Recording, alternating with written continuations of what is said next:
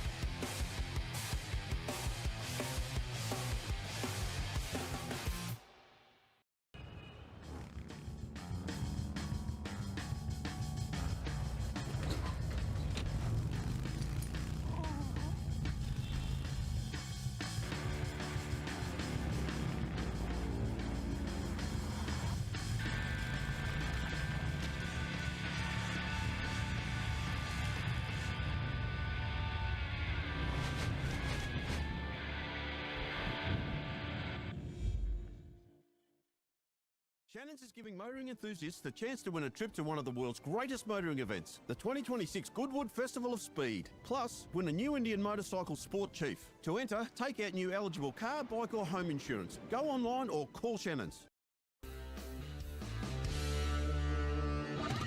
Heavy Duty magazine is the proud sponsor of Sydney Dragway Street Bike. Editor Mick Withers is a long-time racer and supporter of this entry-level bracket. Heavy Duty is Australia's #1 Harley-Davidson magazine, with road tests of new Harleys, features on wild customs and tech articles from riders with grease under their fingernails. Heavy Duty is also proud to sponsor modified bike champion Sean Ricketts, upcoming junior drag bike racer Anastasia Lucky, and modified bike racer Peter Bartlett.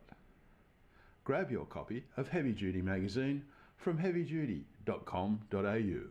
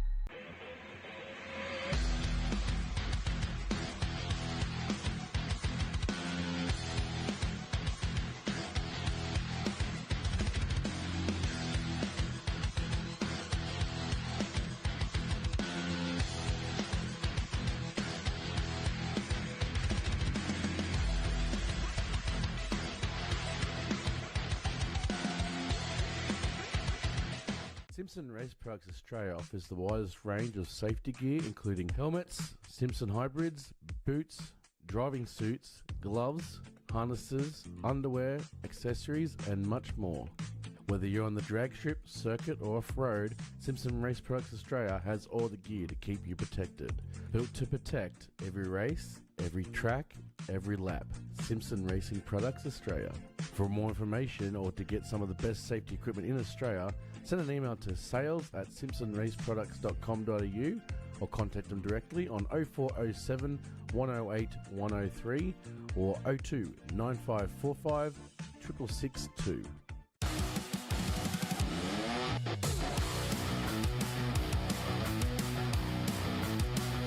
drag racing. It isn't just a sport, it's our legacy.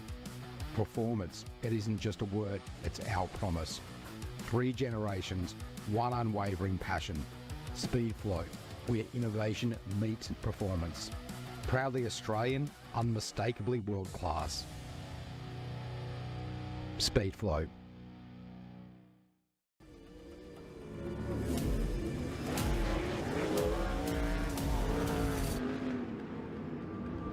I have this incredible drive to succeed.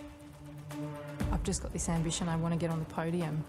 I think there's a lot of people that have an older mentality and don't think women belong in motorsport.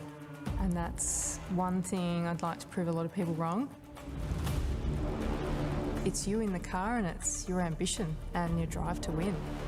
As soon as that helmet goes on, that's it.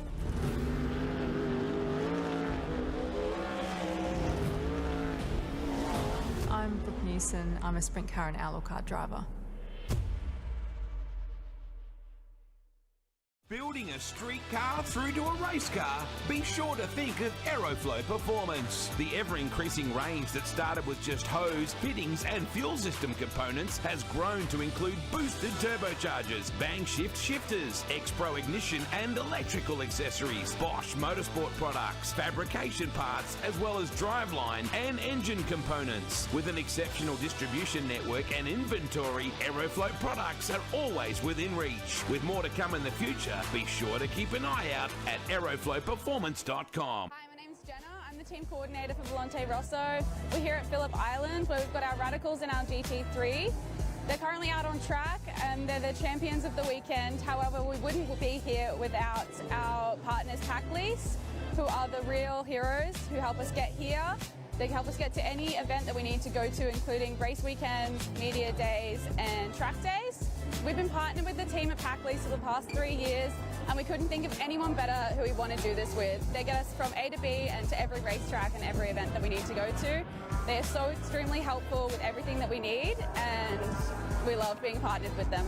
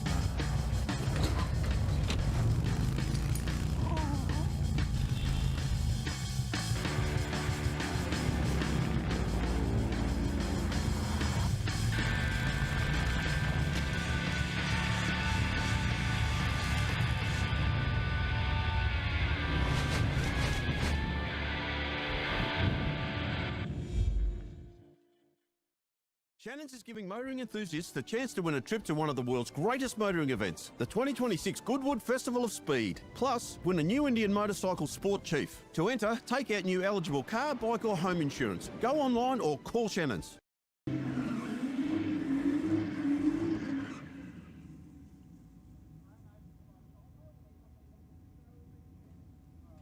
Well, good evening, everyone, and welcome to Sydney Dragway. It's Aeroflow Race for Real. Stewie the Pocket Rocket just up here in the commentary box for the moment.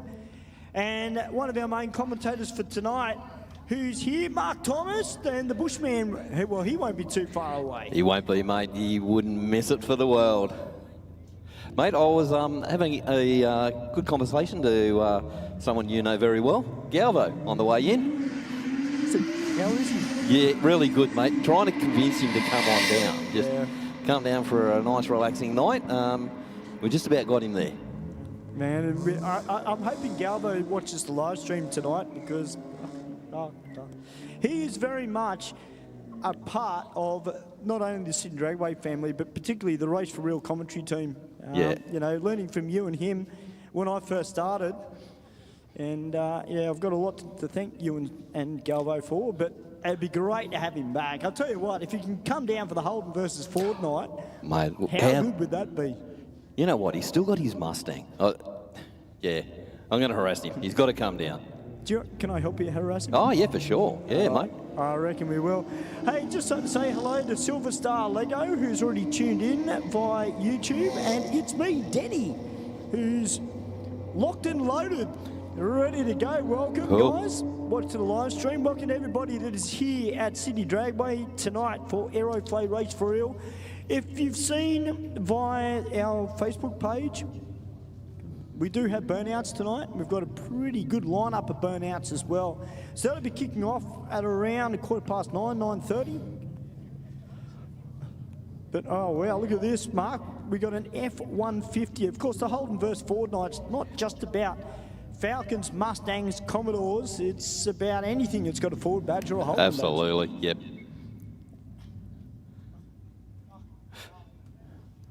You're one of the few families that have got a Holden Equinox, you could come out and race that too if you really wanted to. You know, hey, Ford Festivas, you know, they're not that bad. I'm not saying a word. Yeah, I know you're not saying anything, but you know I'm right. Yeah. Now, big Ford F-150. Let's see what it's this huge, has got isn't for us. It's huge, eh? I mean, compared to the car next to it.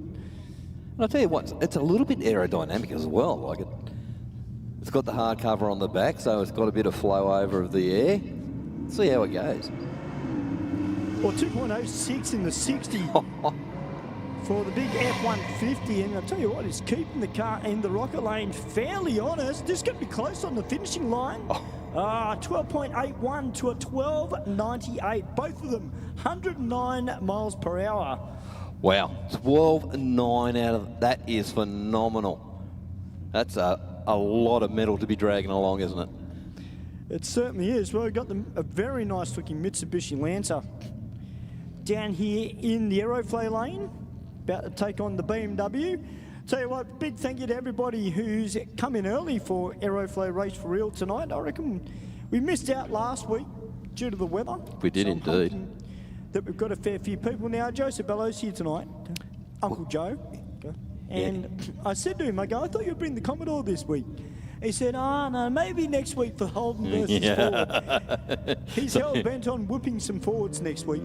So he's been working on it, you can guarantee that.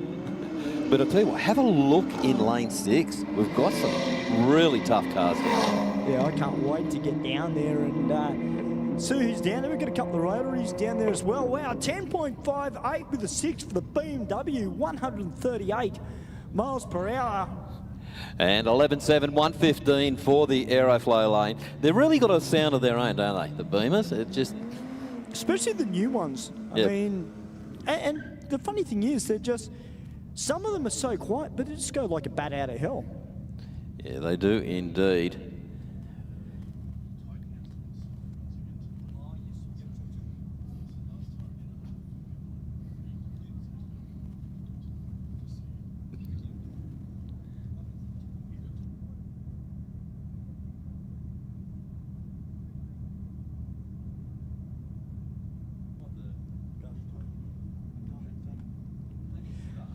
Well, it's great to see my RX2, who's joined the live stream via YouTube. Of course, if you can't make it here to the track, guys, you know, you can always watch the whole event on YouTube, on the official Sydney Dragway YouTube page. No matter where you are around the world. Now, we've got a Falcon down here with a C&V performance sticker on the rear end of it. And I know that Con and Vic, the legends, they're out the back. They've been working on Greg Zaccharidis' car for private testing today. But anything that's got a C&V sticker, you know the thing's going to be good. Yeah, it is indeed. Yeah, they know their way around a car, and it doesn't matter what type of car. But for me, the best thing that Con ever told me was, we build cars to race. Yes. Not just for times, not just for show. They're there to race. And mate, those guys, I've got a huge amount of respect for C&V. Now, I was next to this little Ford Laser on the way in, and I'm not going to lie, Adam, I had flashbacks of my old 1.8 litre Ford gear. Yes, believe it or not, Mark, I actually owned a Ford.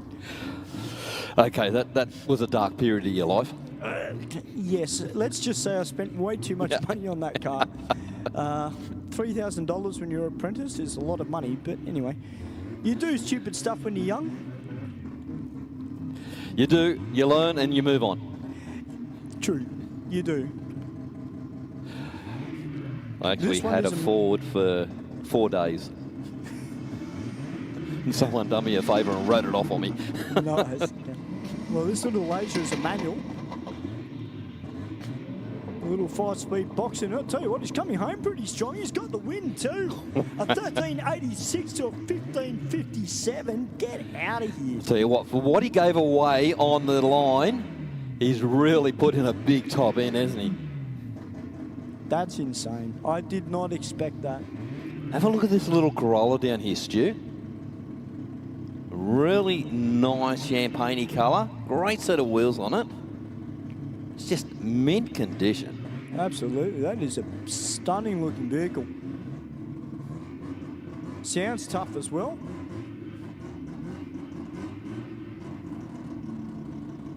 Just doesn't sound like a Corolla, does it? No, it sounds like it might have a 13B, maybe a Bridgeport in it. Potentially maybe a turbo. I'm leaning more towards a Bridgeport myself. But it just sounds tough. As the Skyline gets off the line with a bit of a wiggle, 1.95 in the 60 sideways. And the Commodore off the line, 2.30 in the 60, but the Skyline running on through a 12.44 at 119, 16.83 at 80 miles per hour.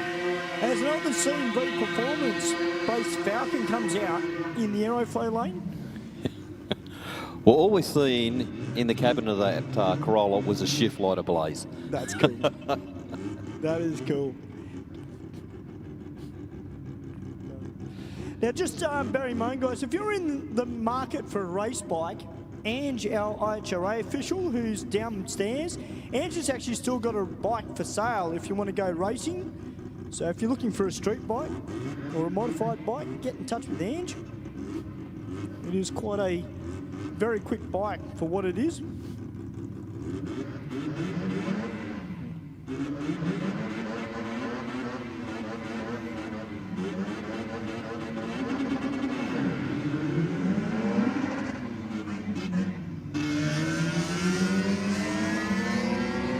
Just a bit of an issue getting the Corolla off the line, but the Falcon out 2.33 in the 60. And a 1494 at 92.6 miles per hour to a 1577 there for the little Toyota. As we got the BMW up against BMW. Mate, just while we're talking about selling things, you remember Galvin's yellow XY? I do. The one with the 700 horsepower being, yep, up for sale. Really?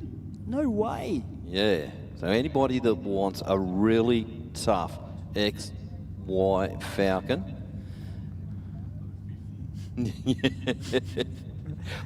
you've got yourself a set of back wheels. Yeah. Hey, Mark, we got Ralph has just joined the stream. He's actually watching from Florida. Oh. G'day, Ralph. Welcome, mate, to Sydney Dragway and Aeroflow Race for Real. That is one place I would love to visit, but funnily enough, Ralph, it's got nothing to do with cars, the reason why I'd actually like to go over. There's a couple of guys that I follow quite religiously on YouTube, and they're animal keepers, and they've got snakes, and I have an interest in that. So, okay. Yeah, I'd like to go over and have a look. Turbo Barramundi says, I like the timing on top of the screen. Nice. Oh. Thank you, Turbo Barramundi. That's it.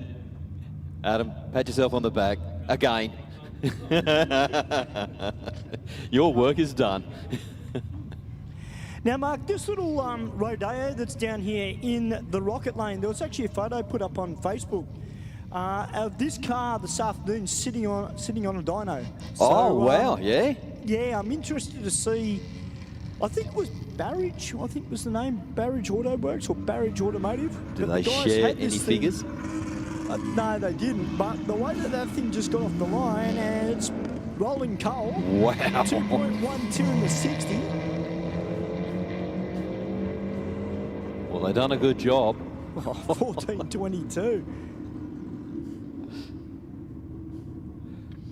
Well, we got the nice little Mustang-shaped Celica down in the Aeroflow lane, up against the XD, I think it is, Falcon.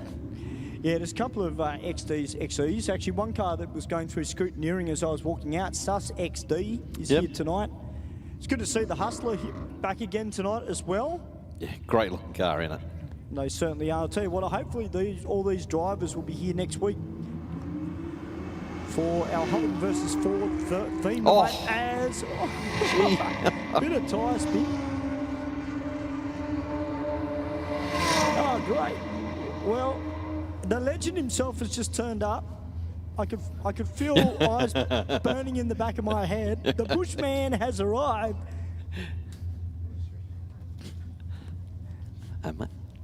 Jessica Savage, who's just joined the stream. G'day, Jess. Now, are you here tonight, Jess, or you're at home? Because sometimes you're here and sometimes you're at home. How are you, Bushman? I'm well, thank you, Stu. How are you tonight? Mate, I'm good. I'm good now that I've started commentating. But, mate, we've got some tough Fords here tonight. Well, we've got tough bit of everything. I just walked past, I know it's not a Ford or a Holden, but that very nice VG Valiant. Down there, the blue one. Yes, very, very nice looking car. The underlights, it looks really, really cool. Sounds really sweet. It does, it does. Just sits nice and you've got the reverse cow scoop on it. You know, the Convo, I think Convo Pro's on it. Yep. Nice looking car and really cool street car as well. So I had a quick word to Sammy Joe down in the staging lanes as I crossed over from the car park. They found a couple of small issues with the car during the week. One being they found the brakes was on slightly. Okay. So maybe a balance issue with the master cylinder and the booster, perhaps. I've had the same thing with my Escort, which I've hopefully, fingers crossed, solved. Yep. So Sammy's looking for a little bit more mile an hour, obviously, and hoping to improve the PB a little bit as well. So we'll just keep an eye on what she's looking for. I think she said anything under a 1070 was a PB, and hoping for 124 odd mile an hour, I think she said. So yeah, we'll just see what unfolds for her. Of course, very keen to get some more seat time in that car. Only done, I think, 6 passes, she said. So it's in a very exciting time. Yes. Like, with a new car. Yes. And just doing all the little changes. Yes. And, you know, like the improvement, you're seeing the improvement. It's just, yeah, I love that It's time. a bit of a catch-22 if you really like the tinkering stage, then yes, that's good, and it can keep you a little bit more engaged, if you like, rather than the car running the same time all the time, sort of thing, you know. But you know, if you're one that just wants it to go perfect in inverted commas, then yeah, this time's not the best. But if you enjoy tinkering, and I mean, let's face it, if you've built a car, then you don't mind tinkering. It's part of the fun, part of the challenge, I guess. You know, and yeah, that extends down to from any level of racing. Like we know Sammy and the team, you know, got some pretty quick cars and stuff. But you know, it's the same principle to the person that's running their Corolla. If that's their car, and they've you know, they might have put a tune in it, or they might have added some sort of forced induction, or you know, even just play with gearing, perhaps, you know, something along those lines. Not necessarily opening an engine up, chasing more horsepower, but it's all part of the fun, you know. It is indeed, yeah.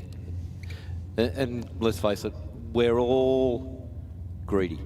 Yes, horsepower greedy. This sport is notorious for it. You go and run a PB, like I can guarantee you, Sammy will go and run a 1070 and then go, I want a 65 or a 50. You know, so the goalpost continually changes. It sounds like Stewie's down on the ground. The Golf leaving the start line with a little bit of fume out in the car off the hit. But the Falcon in the rocket lane. You're going to see the win light here with an 11.15, 121 mile an hour. Well, both cars went out in the 60 to 1.6. Yeah. So they both hooked up really well. They did. Hey, fellas, just watching these big cars come out, and Mark, you are about to be in heaven, my friend. There's a beautiful looking orange and black Tirana here, 308 LC. with help from Price Engines, this thing is just mint. Absolutely mint. Mate, if I could give you an award for the best looking car tonight, you'd be my number one. Excellent, thank you, mate. Just so you know, there's a gentleman upstairs called Mark Thomas. He's the racer, Tirana. Just make sure you don't have your keys in the ignition when you buy your car, please. Yeah, it's not going anywhere. Oh, wow. What do you see this thing go, Mark? I heard it idling through into Scrutineering, Stewie, and it sounded sweet. Well, I'm not going to lie, Steve. We're pretty lucky tonight. We've got this V8, the old vacation around here with the engine helped out by Troy Worsley, Wallspeed. I love this car. Still looks fairly stock, but with the parachute on the back and the roll cage. Yeah. If you've never seen this car before, ladies and gentlemen, get your phones out. Well, 11.8, 115 miles an hour to an 11.3 at 118 miles an hour. Okay, just had a little bit of a haze coming off the back of the car in the Aeroflow lane. But we're just going to get our crew out, just have a quick look on the track, make sure everything is okay.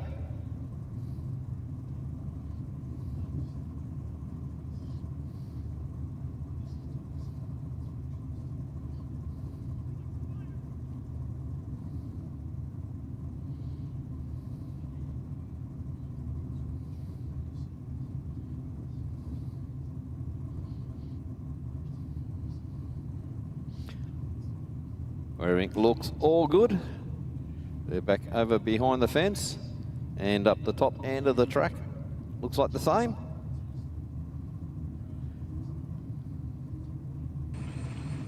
Well, Steve and Mark, it's great to see Phil from Cap Racing here tonight, getting a little bit of practice in the VH Commodore. He's been racing this car for a very, very long time. Phil Armstrong, he absolutely loves his burnouts. And a very tough racer in his own right when it comes to Super Street.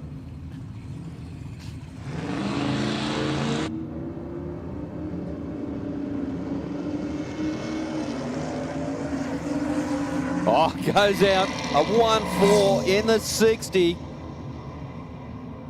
Super strong top and 9.2, 144 miles an hour to a 13.1 at 110 miles an hour.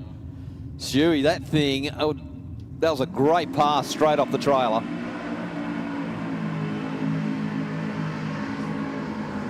Well, just putting it out there, guys, of course, we had a little bit of testing in one of these lanes today. I'm not sure which one, mind you, but we had some pretty big cars that were out the back doing a bit of testing. So one of these lanes, and as I said, I don't know which lane it was because I wasn't here today, but they'll have a fair bit of bite. So for a lot of the cars that are running radials and running the slicks, they're going to have a ball tonight.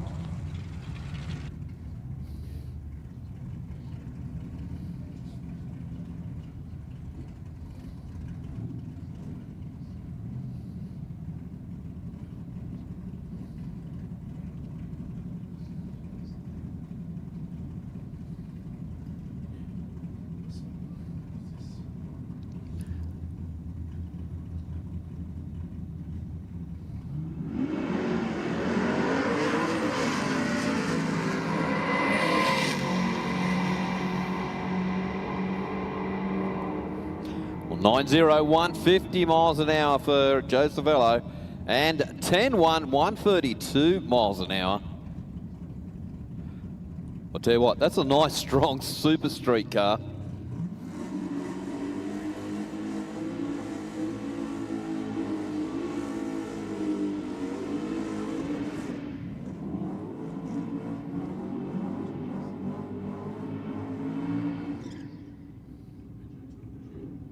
Well, Sammy Joe out now in the Dialed In Racing Commodore. Brett Stutchbury, also from Dialed In Racing, just helping out tonight. Not racing, unfortunately, has got the red rocket out, but Brian as well, watching on in earnest at the car. Picks up the left front wheel. What a bit of a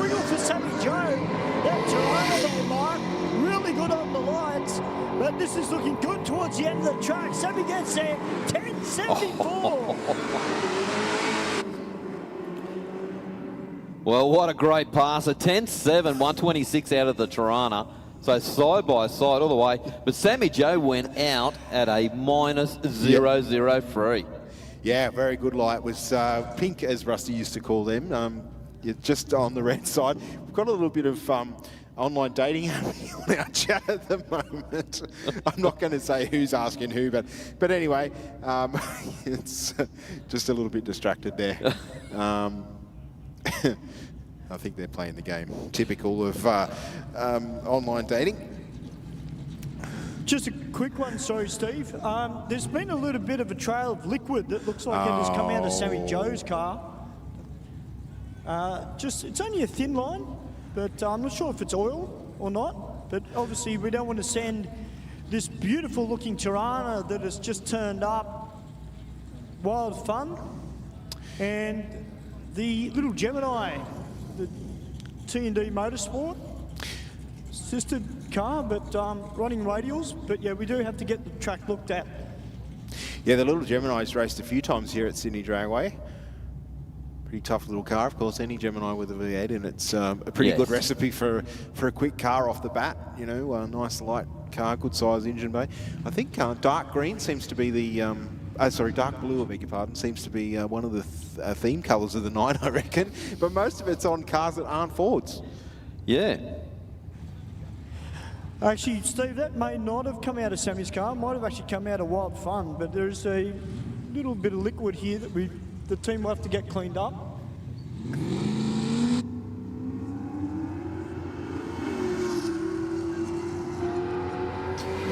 Unfortunately, that's motorsport. So is the fluid just contained to the burnout area down there? Yeah, it did, thankfully. So, yeah, sorry, it wasn't out of Sammy's car. It's come out of Wild Fun. So, but it's just such a thin little strip of it. So we'll get that cleaned up pretty quickly. It won't take too long to get this fixed. It's been it seemed like quite a nice evening outside. Not particularly cold just yet. So the day's starting to get fractionally longer as we move out of winter. Come on, daylight saving. Yep. We'll be round there pretty soon, I reckon, and then we'll all be whinging that it's too hot. No. I say you don't wish your life away, but yeah, daylight saving, come on. Well, I'll tell you what, Steve and Mark, we're very lucky tonight. We've got a good roll-up of bikes as well this evening, which is great to see. Of course, the cooler months, as you can imagine, being a motorcycle rider would not be fun. But it's great to see everybody back here tonight, out having a run, probably getting some practice in for the next round of the New South Wales Championship Series that'll be coming up in the not too distant future. And it's a good segue there, Stu, of course, to all of our online viewers and those in the crowd or our racers. If you're out there running our Aeroflow Race for Real Sunday sessions or the Wednesday night Race for Reals like tonight and want to give the full experience of drag racing a go with dial-ins and whatnot, we have a number of different categories, whether you ride a motorcycle or a car, aimed at base level sportsman racing, where you actually run 3 qualifiers, you pick a dial-in, and then once you go into eliminations, the racing is handicapped, so you're picking your dial-in to nominate your handicap. Very good racing. The fields are getting stronger and stronger each time, and we're seeing some people move out of street fighter and street bike into the next categories, which is what it's all about. The cars and bikes don't have to be very quick. There's a couple of cars in our street fighter category that run high teens, so they're like RAV4s and that sort of thing. It's all about getting out and being consistent. Like one of our officials, Sean Dartnell, he runs a little I-30 hatchback. Okay. Does very, very well, actually. I think is this how Porsche? Is this your Porsche, Mark? I wore my Porsche jacket and everything for it. You did? Oh, holy moly. 908 with a 156 miles an hour. That's even got our production manager's attention. Yes. Wow. So he was going for a 150 mile an hour run. Yeah, so 156, that's certainly motoring. Adam up here is a little bit of a Porsche guy. That's full electric, is it, Adam? Yeah, so it's a full electric Porsche. So have they done anything, like what can you do to a battery power car to make it go quicker? So it's just, yeah, okay, so there's, yeah, so you can't stick some more Ever-Readies in it or nothing like that, no. Straight up 240 into the boot. Yeah, yep, and a 400 metre extension. Yeah.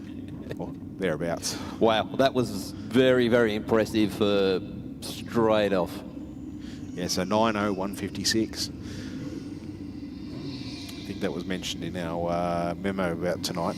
Also mentioned our burnouts, I think, are going to be a little bit special for two families out there. We've got a couple of gender reveals happening later this evening with the burnouts. The first car and the last car. There'll be a coloured tyre, I'm assuming, pink or blue. Yep. And two families will know, or will be revealing the gender of a pending newborn. So exciting for everybody. Of course, you know, it's an interesting way to do the gender reveal other than the more traditional, but you know, exciting nonetheless, and I hope everything goes well. All right, moving into our two-wheel competitors down there on the start line. Both races away cleanly. 081 on the tree for the Rocket Lane to 136 for the Aeroflow. 889 with an 158 mile an hour. Should put that against the Porsche. Should be pretty much a... Do you reckon if I go out, throw myself over the sticker on the windscreen, we might be safe? You'd want to be fit fast, I reckon. Crash tackle the IHA guy. Dylan won't like you for that. It's probably not setting a good example, Monk. Just saying. Never been known to do it, so... Yes, but you're wearing the shirt. The shirt puts you in. I have, the Porsche. No, this shirt. Oh, sorry, wrong shirt. Your Okay, blue one that says Sydney Dragway on it. Of course, we are in the midst of our Ford versus Holden night. That is going to be huge. Yeah, certainly will be. We've got Michael Richards down there on the start line. See the theme night there for the 13th of August coming up, where every win counts. Adam's got all techie up here and is going to be running a live tally. So that's going to be interesting. Keep an eye on results. So there will be an actual winner and will they? Brand, yes. We just need Ford to start. Adam, we need to talk later on. Oh, you're going to bribe him so he gives 2 to 1 or something. Hey, No? Steve, on that Holden versus Ford, you know, because I'm a Mazda fan, so I can afford to be slightly biased. Just recently, I've noticed that there are a lot more fast Fords that have been coming out. I don't know where all the Holdens have been hiding, but tell you what, we've had some quick Falcons out here the last few weeks. Hopefully next week we can get a big turnout like we do for our 4x4 night and really make an event of it.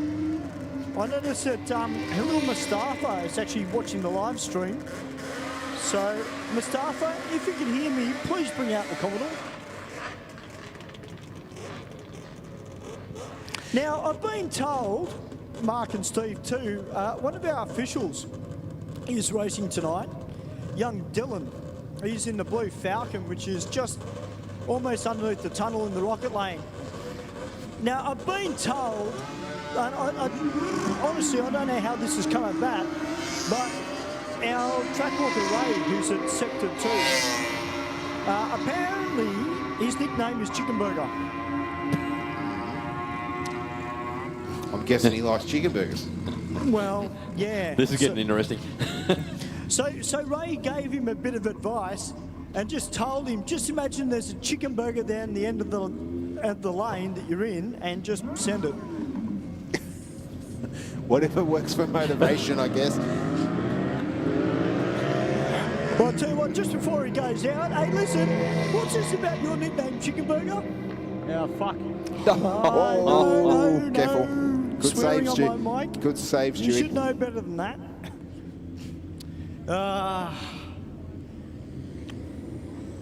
He'll get me back for that too, actually. I bet you will. Oh, he will. He'll be like, who told you that? I've got ears everywhere. I have intel everywhere. I know what goes on. What's going on, Chris? Good to see you back, mate. Good to see you back, mate. Good to be back, mate. Abs Chris, absolute legend. Of course, the Blue Army, we're out in force tonight. We're in for a big one tonight. I've got a good feeling about tonight, boys.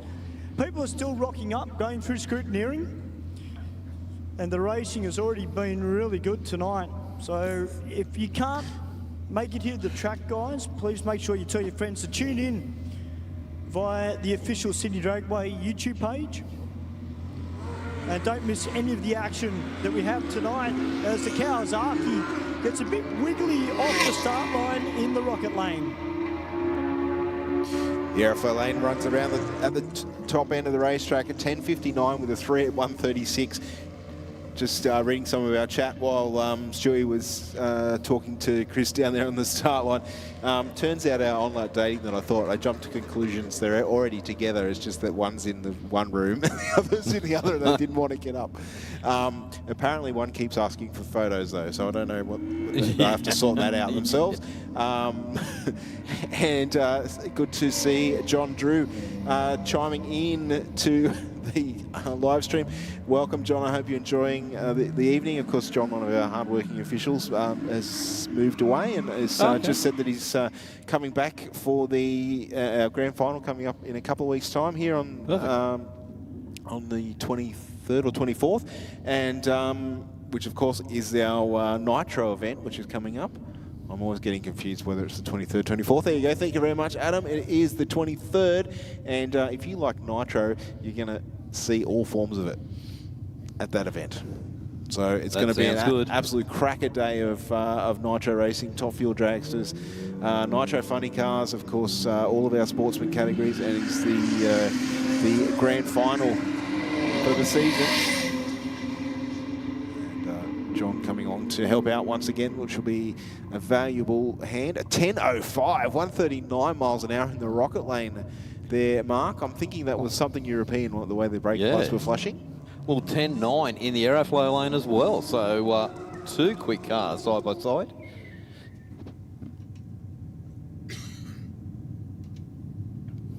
We've got down there a Commodore in the rocket lane. Yep, no guess at all. Kia? I was thinking Kia. What did you say? Lantra M. Yeah, the i30N sedan. That was my next guess. I'm serious. It was. Yeah, sure. But I lied to you. Yes. I wouldn't, just so you know. Deeply hurt that you think that I would. All right, what do we got down there, Stu? In the rocket lane. That is a big Ford F-150, Steve. This is its second pass, and I've got to say, that first pass it went down a lot quicker than what Mark and I expected it to. Oh, do you think it's been tinkered with, you think? I don't know. I'm pretty sure it was a 12.9. Oh, wow. That is pretty quick. 2.6 to the 60. Pushing a lot of air and moving a lot of weight. It is indeed. 12.96 with a 6.106 mile an hour. Bit off compared to its last pass there, Stu. Yeah, a little bit slower, but I think just that first 60 just struggled a little bit. Hey, we've got this little short wheelbase Nissan, the little twin turbo 5-litre going by the side of it. But first timer, great to see some four-wheel drives actually starting to come out and have a little bit of fun outside of our 4x4 nights too. So that's very encouraging for us, and it's great for the spectators to be able to see that as well. Okay, we've got the Nissan lining up just pretty much fair way out of the race line. Yeah, it's going to get, I think, if experience tells me it's going to turn right, Mark. Yeah. Hopefully it doesn't. Yeah. It's all good. It's soft off the line, so yep. I think that might have been the save on that one. But yeah, definitely plenty of smoke. They got the pump turned right up in that thing. Hey, Mark, I've got some good news for you. What's that, mate? There's a white Mustang going into Scrutineering. What was the good news? Well, it's the same. It's a white Mustang going into Scrutineering. Oh, sorry, mate. Yeah, sorry. Okay. You know, it's a modern day Mustang too, not an older one. So, yeah. Do we know who it'll be as quick as Galvo's, but oh, you know. Is that where you were thinking it might be? Do we know who it is? No, but I will have a chat with him a little bit later. Okay. But Then we'll know. One guy that I do want to have a quick chat with who's here tonight is Dave Matosevic. Dave, how are you, mate? Mate, you? Yeah, good. Out for a bit of practice tonight, or are you just testing something out? Oh, just a bit of practice on the lights, and haven't been here for a little bit, so having a bit of fun with it. And you come out with my nephew Jack as well, who's testing his car out. It's good fun. I was going to say, normally if you're here, Jack's here. Yeah, that's true. Jack just built himself a little XD Falcon last year, and it was just originally a cruise car, but it runs some good numbers, so we're playing with that and sorting it out. It's good. And your car's going well, Dave? Yeah, trying to slow down a bit for my bracket. That's all tonight, just making sure this cold weather it doesn't go under my index or under the 10.5 mark and cause me dramas, that's all. Just round of racing in 2 weeks. And of course, speaking about racing in 2 weeks, Dave, obviously you're running the Super Street class, and it's generally quite tied to the top of the best at times. You know where you are in the points at the moment? Not really, because I missed a round this year, so and I haven't done that well this year. I know my brother's up at the top of the field somewhere. Yeah, there are 4 or 5 competitors that are all pretty close. It's anyone's title this year, that's for sure. Well, I was just going to say, because we've got our mate up on the wall there with his big mug, Adam Bowers. Obviously, he's got the target on his back this year. You know, is your brother hell-bent on trying to beat him, or is it just a good friendly rivalry between both of them? It's always friendly rivalry. We're like a big family, this Super Street. They've got that top fuel street, and we all just get on well and have a chit-chat, and we all love racing each other. There's nothing more fun. It's great. It's such a great category. Dave, thank you very much for your time, mate, and good luck tonight. Take care. Thank you. Back to you boys upstairs. Thanks, Stu. Good job, mate. Thank you very much. And also to Dave, it's always good to have a bit of a chat with some people, because we may not get the opportunity to talk to them during a race meeting, and unless they're receiving a bit of hardware usually. But Stu down there having a bit of a chat, and of course Dave running that really nice Cortina with the 347 on board. It's a nice position to be in it. You know, like you said, he's running around the 1050. Yes. So yeah, super. What was he run? Super Street. Yes. So you've got that little bit of a extra there up your sleeve if you need it. But of course, he's limited by ET performance. But as he said, he's just trying to slow the car down a little bit, and good place to be. Make sure he's within the. Sometimes that's harder than making it go quick, though. Well, it's good to be able to put it in the middle of the track and then slowly ease out of it. So. Correct. Yes. Agreed. Nice clean run out of the rocket lane. I tell you, it looked like it was moving pretty quickly at the top end. 123.3 miles an hour with an 11.54 in the rocket to a 13.6, I think it was, in the Aeroflow lane. Hey, Mark and Steve, I'm just next to this gentleman here with this Isuzu. And Mark, I thought it was Ray Day, it's an Isuzu. Mate, I saw the photo of this car on the dyno earlier this afternoon. What on earth have you got in this thing? It's just the standard turbo with some upgraded injectors and a tune, but yeah, we do it all in-house, so just pushing some standard parts and seeing how far it gets until it gets a big boy turbo in. Tell you what, that is crazy. Go and have some fun. There you are, Mark. Okay. What's the joys in it? You know, like if you've got the ability to use that type of stuff to just test, see what's the point of we're just going to jump out? Yeah, well, I think that's the thing, isn't it? If you've got the tools and the know-how to actually tinker and happy to spend a little bit of money, but not stupid coin, because we all know that it's very easy to spend silly money on stuff.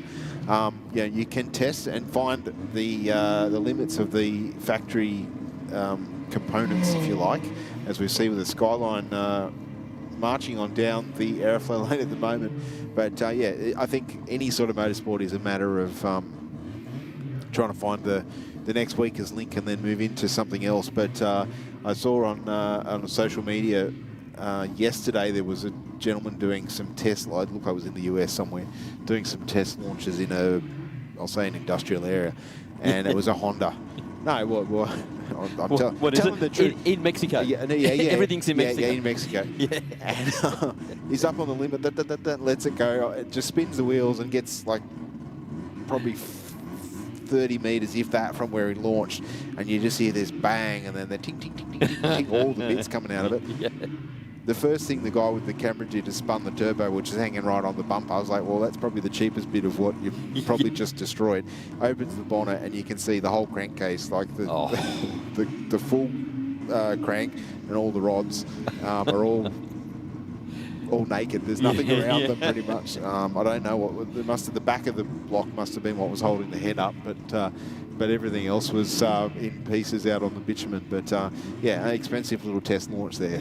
I'm wondering if something was amiss on the tune. I think perhaps. Well, quite possible to do that off the launch. Yeah. Usually you get at least half track before they detonate. Yeah. Well, I've seen another one on an engine stand, like a fresh build. The thing turns over about 3 times and just crank out the bottom, mate. Wow. There's obviously something wrong in there in the setup. But what do we got down there, Stu? Steve and Mark, we've got a little bit of fluid in aisle 1, i.e. the rocket lane.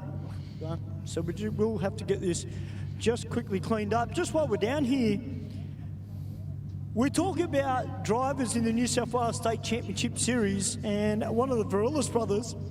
What's going on, mate? Not much. You out testing tonight, or are you getting your eye on the tree? Testing. Oh yeah? So what have you done to the Falcon? Got it tuned by CV Performance. Yeah. So far, I mean, just getting in the feel of the car, just to get used to it, see how it feels. Yeah. Now you know we've got a Holden versus Ford theme night next week. So, like, is your brother and your dad going to come out and have a run? Yeah, my brother's coming out. My dad, I'm not sure. But I think he will come out. He will. Well, I really hope he does, because it'd be good to see a family affair. You guys are fantastic racers in the Street Fighter class. And for those people that are watching via our live stream, or if you're here at the track, guys, this is the next step up from Aeroflow Race for Real, running the Street Fighter class. You can bring your own street car. You can race against one of the Varillas brothers, if you qualify that way as well. But it's a great class. It's just as good as Super Street. But like you said, Steve, in previously, you don't have to spend a bucket load of money to be able to run that class. No, that's exactly right, Stu. And the cars are running the speeds and ETs where you can race with what you're wearing tonight in terms of safety gear. So you're not buying multi-layer fire suits and all the safety equipment, because let's face it, that can get somewhat expensive, but it's all as long as you're safe in the car, etc. But the whole idea of it is that you can actually race your street car however it is actually set up, whether it's something a little bit quicker or something completely stock. Sometimes we see the stock cars probably do a little bit better, because there is basically put it in D for drive and let it do what it needs to do. Two very different examples of cars on the start line down there. We've got the FG Falcon of Mr. Varillas in the Aeroflow lane, taking on the rotary powered Corolla over there in the rocket lane. A little bit of a move around on the head of the throttle for the Corolla, a little bit of wheel spin. Still went 186 to the 60, but Mr. Varillas will get there first. A 15.1, 92 mile an hour to a 13.6 for the little Corolla. Did you have a good look at that Corolla? I saw it as I walked in. It looks really, really cool. It's got Pro Stars on it, I think, Yep. or something similar. They're getting up there in value too. That model Corolla. Yes. I won't say what my brother's dad and I did to at least 3 of them. If you knew, you wouldn't have done it. You know what I mean? We got what we wanted out of them, and they went to the scrappy. I had one of them in a wagon. Oh. Drove it for years and like years. Like a 2-door wagon? Or a 4-door. Yeah, my brother had, my twin brother had one, that model KE55, and we put a CA18 DET in it. So back when you could buy a half cut, put a half cut in it. It was quick for the street, but yeah, motor was pretty much stock in that. But yeah, good fun little car. And my younger brother ended up with a coupe. He had the fastback. Okay. Yeah, all bought locally. Oh, a lot of wheel spin for the car in the rocket lane down there. That's the second time. Yeah. Got back into the throttle now. Is moving along. Still 100 mile an hour at half track. Thank you very much. And 129 miles an hour. Yeah, the ET doesn't reflect the miles an hour, does it? No. The mile an hour more reflective of his eyesight when he sees when it starts to go sideways. Yeah. Start looking at that concrete. It doesn't like to get off the line. He's had both lanes. Same thing. Both lanes. This is Isuzu's shoe he was talking about, I think. Yes. Yeah, you can definitely see it's got the bigger injectors in there, can't you? Or they've changed the timing in the fuel pump or something. Yeah, oh, they would have screwed that pump right up. That's not too bad. 13.9 to 99 mile an hour. Yep. What sort of boost is running though? Yeah. With the wastegate jammed shut with something. Just take the wastegate off. Yeah. Weld it up. Yeah. Although I've seen a few of those longboats in Asian countries, they use that style of engine. They're wide open because everything's exposed and turbo's gone. Nice XE running down the Aeroflow lane now.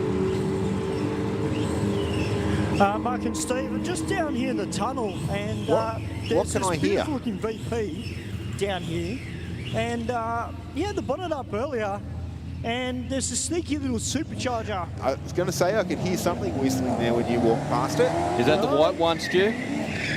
Yeah, it's a sneaky little supercharger. Looks like a baby version of what Joe Sabello runs. But in front of him, you picked it earlier, Mark, this Valiant that is about to come out. This thing is gorgeous. I don't care what anyone says, whether you're a Holden, a Ford fan, anything. These old muscle cars from Valiant, they still look fantastic today as they did back then. Oh, definitely, Stu. And yeah, we've got a good little pairing coming up now with the next pair is Dave Matasevich and the Valiant that you're all mentioning. So yeah, you would be forgiven for thinking you're racing in a different era. Car in the rocket lane at 1,760 foot. Should see pretty good speed out of it at the top end at 10.40, 133 miles an hour. Thank you very much. To a 13.0 at 108 in the Aeroflow lane.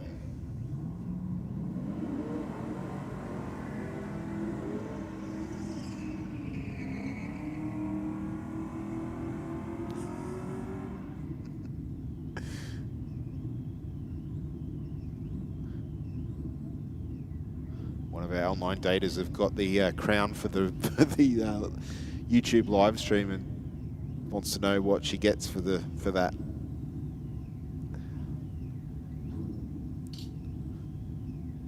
All right, Dave Matasevic in the TD Cortina with the 347 Windsor between the chassis rails, taking on the Valiant down there in the rocket lane.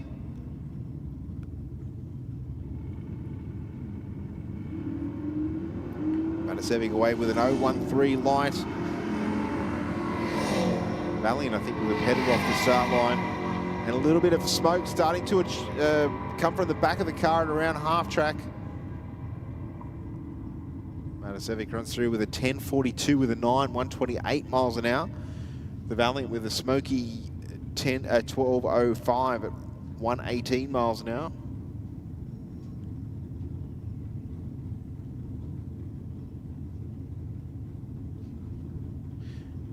track crew just checking out the rocket lane, of course.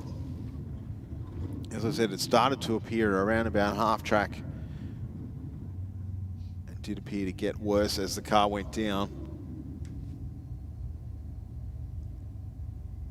Could just be a small amount of fluid onto something hot like the exhaust or something like that. What can you see down there, Stu? Well, all I've picked up down here, Steve, is just a few tiny little spots of water. Oh. Nothing too eventful, but as you said, it happened from about half track onwards. So maybe, I don't know whether she was just breathing heavy for the old girl or whether there was something a little bit untoward out of the big valve. But I'll tell you what, it didn't slow it down. But it is great to see first timers making their way out here to Aeroflow Race for Real. And this VP Commodore 304 Nugget, great looking car. And just while we've got this little bit of downtime, I'll just have a quick word with the driver. G'day mate, how are you? What's your name? Jake Loveday. Mate, welcome to Aeroflow Race for Real. Mate, fantastic to have a first timer here, but mate, you had the bonnet up, had a little bit of a sneaky look. What on earth have you done to this Commodore? Oh yeah, it's got an LS1 with a V7 Pro charger. Makes about 600 horsepower. That's nice. A little bit of fun. How's that, Mark? First timer, 600 horsepower. Yeah, certainly get his attention. I wonder if Jake's experimented a little bit elsewhere, or if this is obviously his first time here at Sydney Dragway. But interesting to see how the car behaves. Of course, always a little bit different here at Sydney Dragway as opposed to cruising the streets.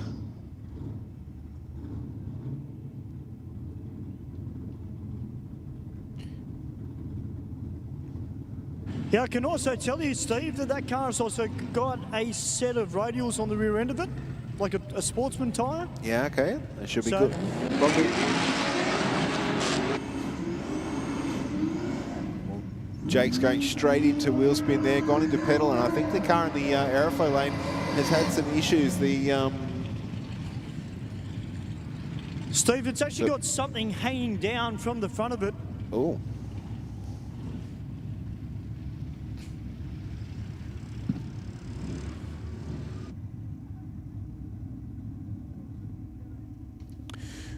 It looks like we've managed to break something in this car that's sitting in the Aeroflow lane. Just while we remove that car from the racing service, I might take the opportunity to throw to a couple of ads from some of our sponsorship partners here at Sydney Dragway. Mark and I will be back with you very, very shortly.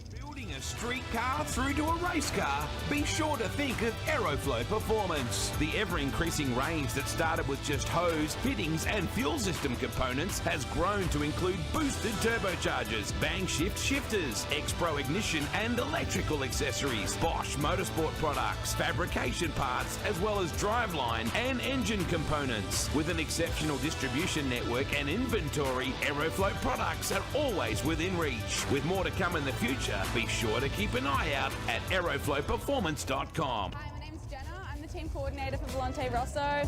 We're here at Phillip Island where we've got our Radicals and our GT3.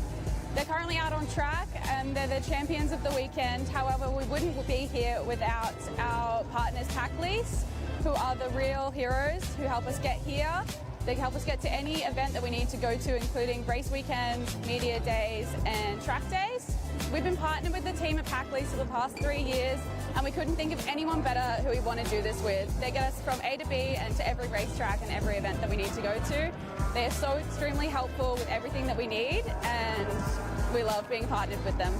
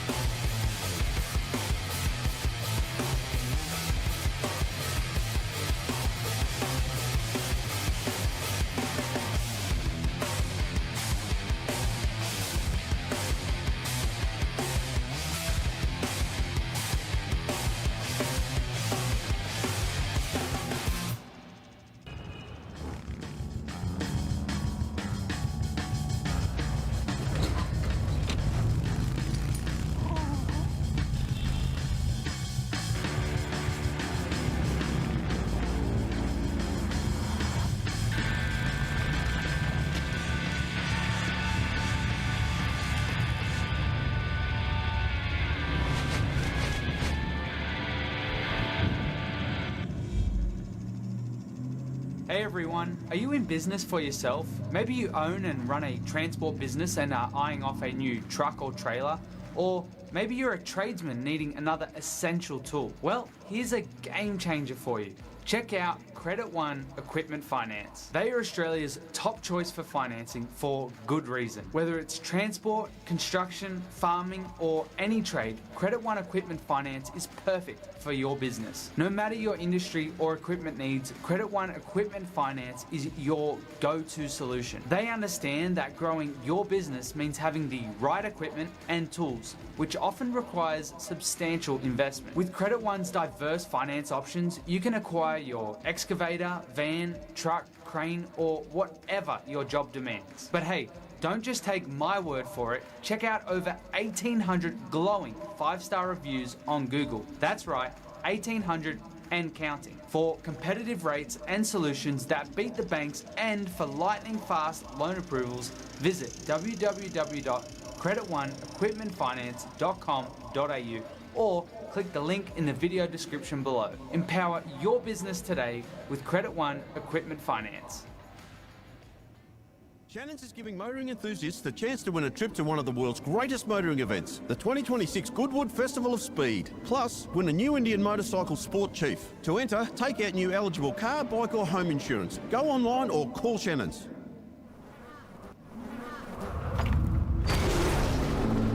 Out here, you get time to think about life's big questions, like where do all the flies come from? Do trains of thought have a destination? And another thing, how does an engine keep going out here? Well, that was an easy one.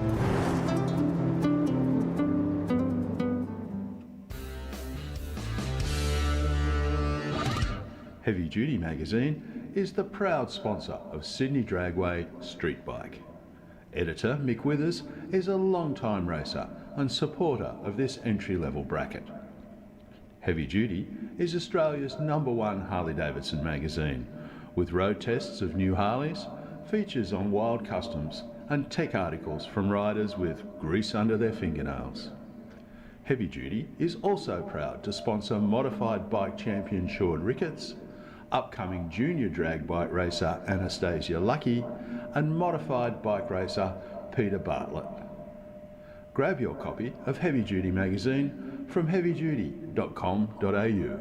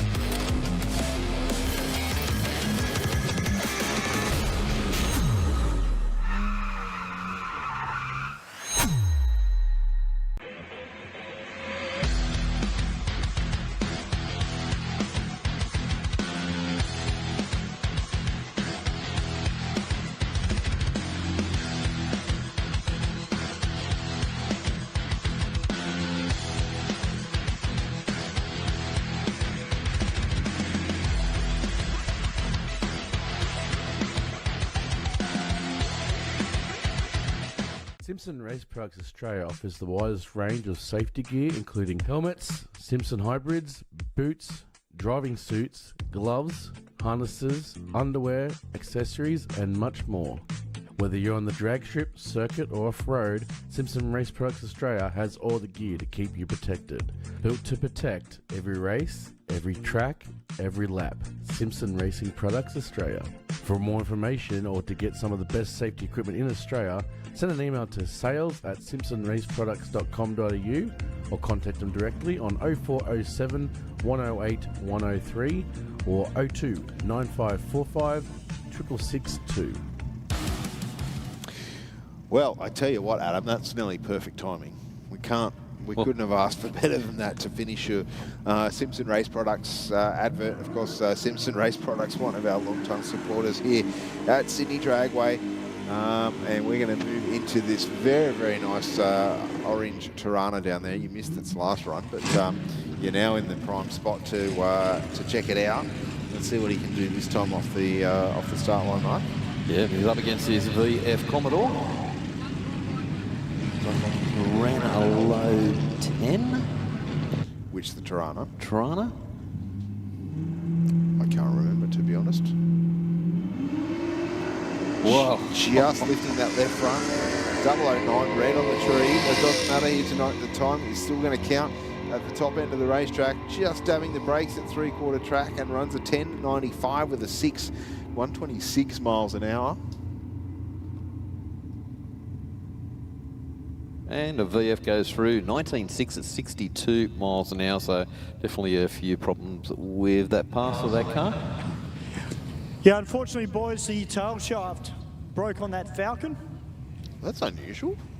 The driveline in the Ford product, and I'm not saying this just because I'm a Ford guy, is typically in standard form much stronger than we see a lot more Commodores break drive shaft components than we do Ford. Well, that's your first change, isn't it? It's a 9-inch straight into it. So yeah, but I'm saying it's a standard for standard equipment. But anyway, that's unusual.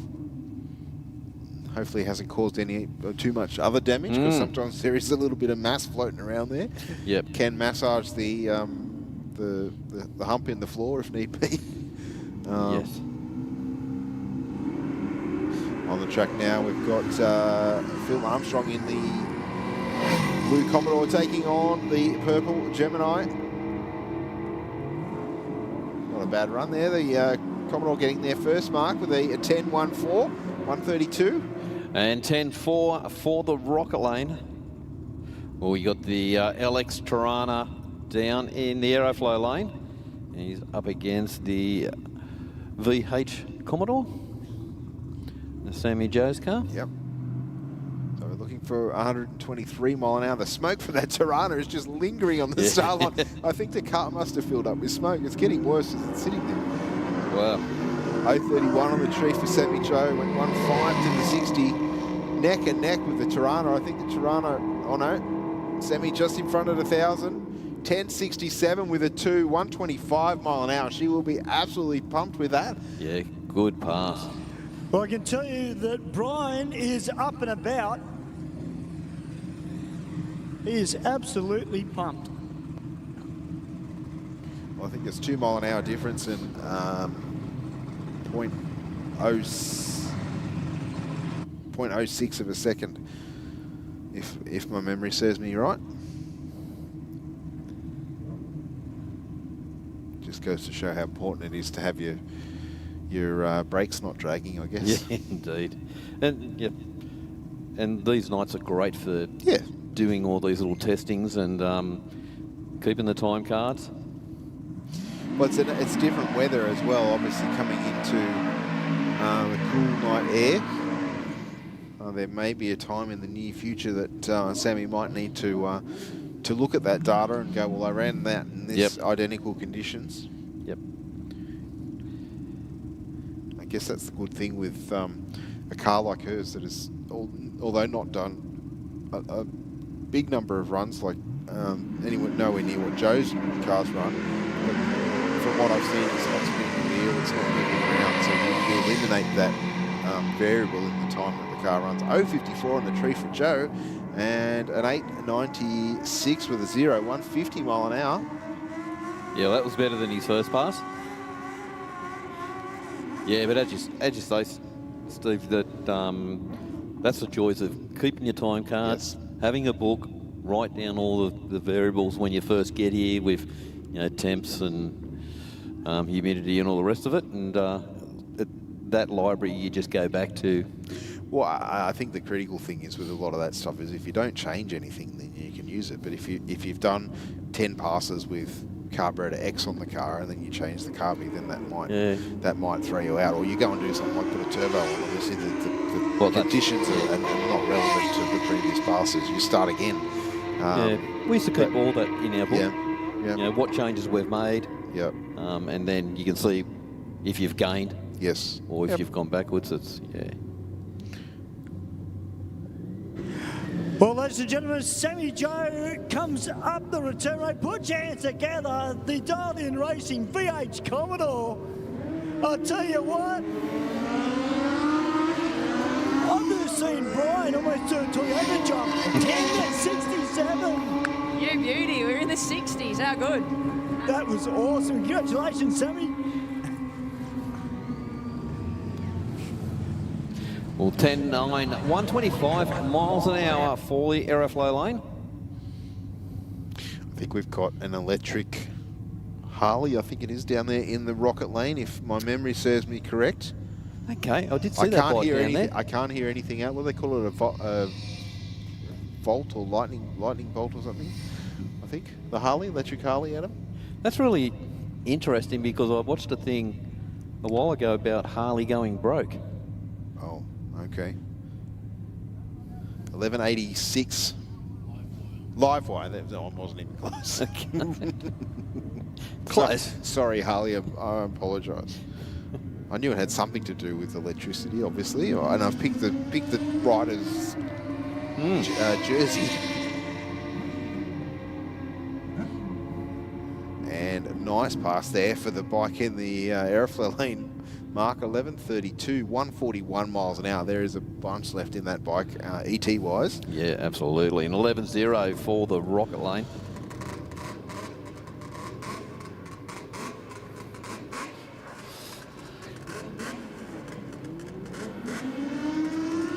Definitely hear a two-stroke now. Yes. Usually you hear a stereo version. 975 with a 3, 150 mile an hour in the rocket. And 13.0, 112 for the Aeroflow. Yeah, Brett and Shane sharing riding duties tonight, boys, on the Quacker.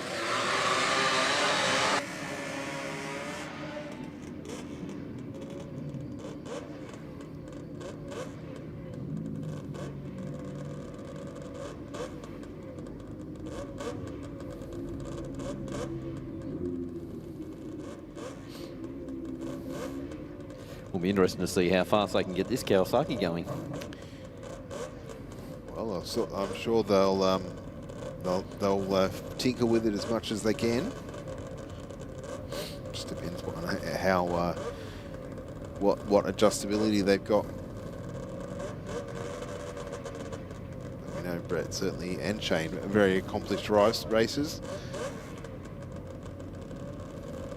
I don't know what Brett's done with his high bull, I haven't seen him on that for quite some time. He's taken a soft spot to the two-stroke. 0.33 on the tree.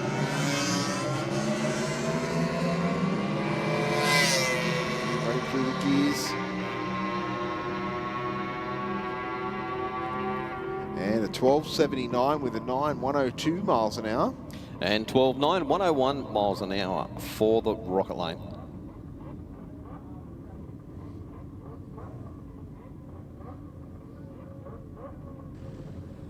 Well, boys, we're not too far away from having some of our big cars make their way out. We can see the VH about to come underneath the rocket tunnel. I also see the guys from SIC 100 Racing that are coming out and doing one. They're only doing 2 passes tonight, probably to the 8th mile, just retesting that suspension. Michael down here on board Red Mist, he's got a smile on his face. That means he probably banks on doing another killer high 8-second pass on this bike. Of course, supported by Formation Riders as well, and Dialed-In Racing and Rascal Race Engines. Well, 10.4, 136 miles an hour to an 11.5, 125 miles an hour for the rocket lane.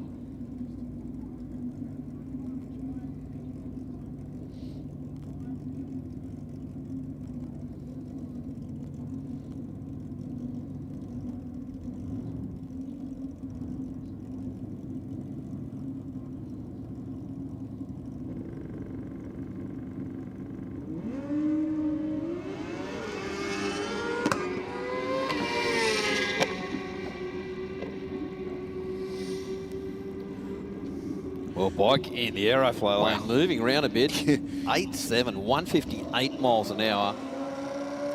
Definitely getting an eyeful of the concrete wall too. I reckon it was getting closer and closer the more he got towards the finish line. Definitely banging through the gears there. So was it 151 mile an hour or something?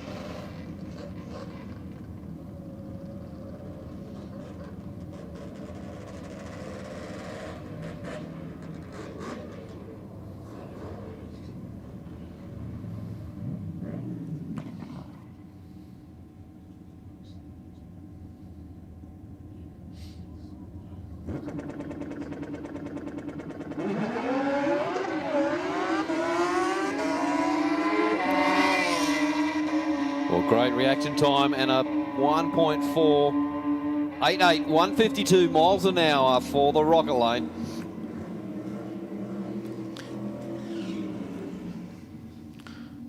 Yeah, nice pass there for Richards. Moving into, what's this, VH long roof down there, Mark? Yep. I love that, the I'll say lazy sound of the Turbo LS. Didn't quite get much of a burnout there, so the tyres would be probably dry, but I don't know if they'd be super sticky right now, but we'll see how the launch goes. Still nearly lifted the front end. Didn't seem to spin the wheels too much. A little bit of a move around, but 120 mile an hour at half track, thank you very much. 916 with a 9, 147 miles an hour. And 12.1, 116 miles an hour for the Aeroflow. Yeah, it left the line really, really well. Sort of been doing a fair bit of reading on the radials, like all the different, and they're stating that you don't need to put a lot of the into. No, there's, when you talk with Pat,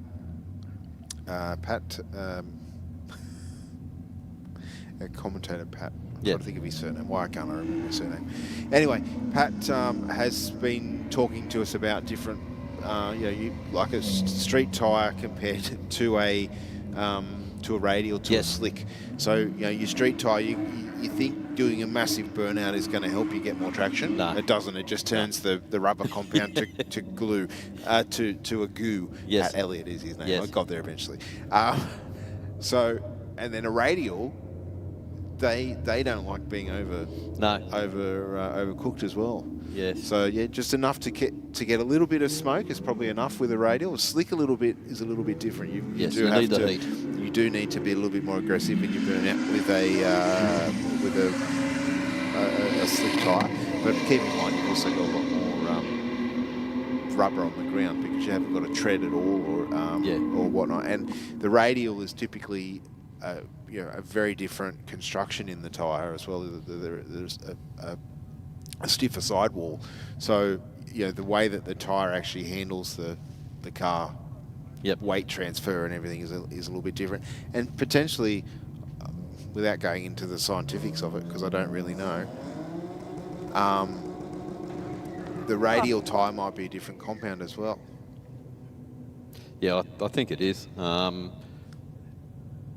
And when you watch these tyres in slow-mo on them, you can see the twist in the body of a slick compared to a radial. Yeah, well, you see like the fuel cars and stuff, the rim nearly hits the ground. Yes. Because they're only running a few pound of air pressure in, but you do that with your radial tyres, a different, you get a different result. I think these two raced each other last time, didn't they, Stu? Yeah, I do actually. There's a Commodore down here in lane 5, and Mark, it's not very often I stop dead for a Commodore, but I did on this occasion. This thing has got two big air cleaners hanging out of the bonnet, sitting on a big chunk of metal. I've got to interview the driver here. Mate, what's your name? Josh. Josh, welcome to Aeroflow Race for Real. Tell me about your Commodore, because honestly, man, that engine package you've got sitting in the front looks pretty wicked. Yeah, it is, man. Goes good, man. So what is it? It's a LS1 5.7 Holden VXSS, and it's got the twin throttle body and the high riser manifold. That's pretty much that's it. It looks brand spanking new. Is it a new build? Yeah, it's been all done. all done. Everything's been pulled apart. It's been bare block, built properly. It's a burnout car. Oh, it's a burnout car, is it? Yeah, it's built for burnouts, yeah. Yeah, fair dinkum. Oh, well, it's good to see it on the drag strip. Yeah, it is good. Yeah, see how it goes, and yeah, pretty much. Is Josh just running it in? Are we going to see it on the pad later? No, not tonight. Not tonight? Maybe next time. All right, no worries. Mark, keep your eyes out for this one. The red VT with the high-rise manifold. This thing looks sick. Yeah, well, can't wait to see it go down the track, Stu. Sounds like it's got all the right gear in there. Of course, the LS is one of those infamous engines everywhere in motorsport, but yes. they seem right at home on the burnout pad. They just seem to love getting daylight thrashed out of them and coming back for more. Doesn't matter whether they're NA or boost application. No, they love abuse. 13.32 with a 5, 113 mile an hour for the Falcon. And 14.6 at 96 miles an hour for the Rocket Lane. Here's this little Gemini back again, I think, for the third pass. Wow, okay. Pretty good condition. A little Venetian in the back as well.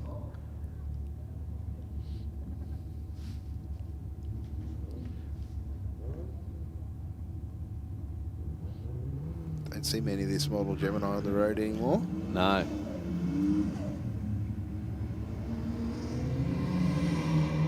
No, what? Just Gemini in a hole. It's just not very many of them around these days.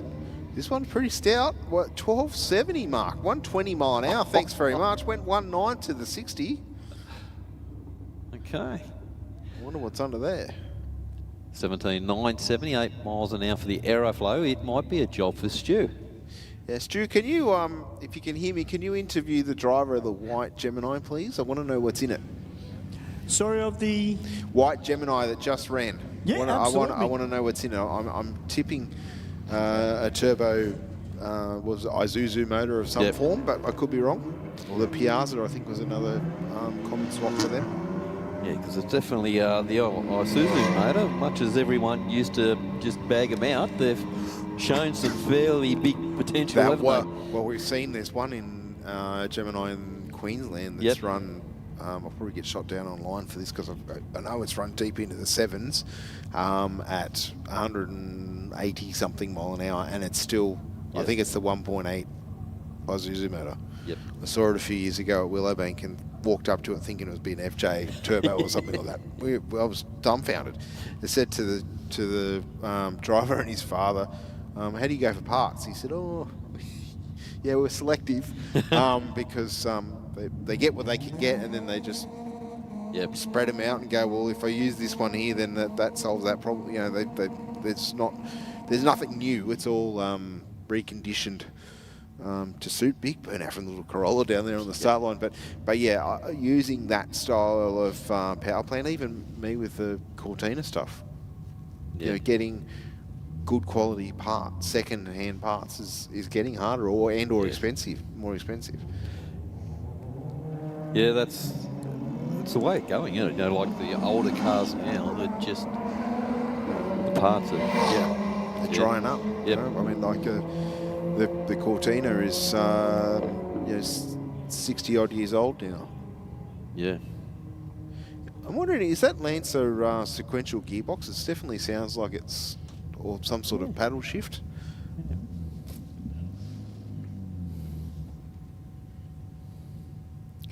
Little Honda Integra down there in the Aeroflow lane.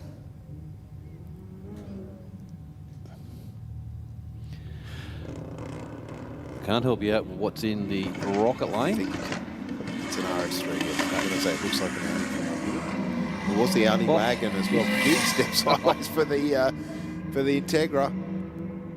Doing the front wheel drive shimmy down the racetrack. 12 at 93 with a 7, 114 mile an hour. Wow. And the RS3 an 1142 mark, 121 miles an hour. Nice pass from both those cars. With the Honda driver a little bit more up on the wheel to keep it pointing in the right direction. Yeah, I think you've done a little bit more than 400 metres. Yeah, yep. seems somewhat controlled, though. We didn't see the big step out that we do out of the Yes. Lancers, and that where they jump over 2 car widths at 120 mile an hour. Yeah, you definitely know you're alive when you're driving one of them. Yep. What have we got coming up next? We have a R33 down in the water, and I think on the Hyundai. Hyundai. Yeah, I-30.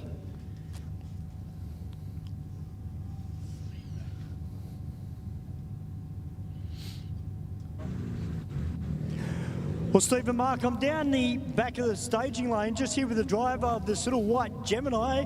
How you going, mate? What's your name? Stocks. So, welcome to Aeroflow Race for Real, mate. First of all, man, great to see another Gemini here that's more street orientated, because you don't see a lot of them in this condition. What? I've just turboed it. It's a 2.6 litre Rodeo engine, and just turboed it. And manual. Yeah, that's about it, really. Engineered. Tell you what, mate, it certainly runs the numbers. It's a great look. As I said, the boys upstairs love the car, and mate, it's a credit to you to bring it out. Yeah, thanks, mate. I appreciate that. I've knocked half a second off my best time, so I'm hoping to get into the 11s. So yeah. Well, you know, we've got a Holden versus Ford night, theme night next week. So is it possible we might see the Jemmy out next week? We'll see how it goes tonight first, and then, yeah. Well, Stoppsy, thanks for the interview, mate. It's great. Mate, a great-looking car. There you are, Stephen Mark. Thank you very much, Stu. On the job, as requested. Well done, mate. 2.7 litre Isuzu motor. That would be a bunch of fun torque-wise on the street. Wouldn't it? Yeah, just pick a gear, especially with the turbo. Pick a gear and plant the foot, and just fun on the freeway too, just quietly. Oh yeah, yeah. Wouldn't it have some top? Yeah. Well, no, just pull like a train. Just pull up a hill, like you're not dropping back 3 gears to come up the other side of the Hawkesbury River, for example. You know. Yeah, like the original motor. Yeah. That's right. I've got the Tesla, is it? Down there in the, thank you, Adam. Model Y. Down there in the Aeroflow lane, taking on the Commodore in the Rocket. And the Corolla's making up for the sound that the Tesla's not. Waiting in the burnout box.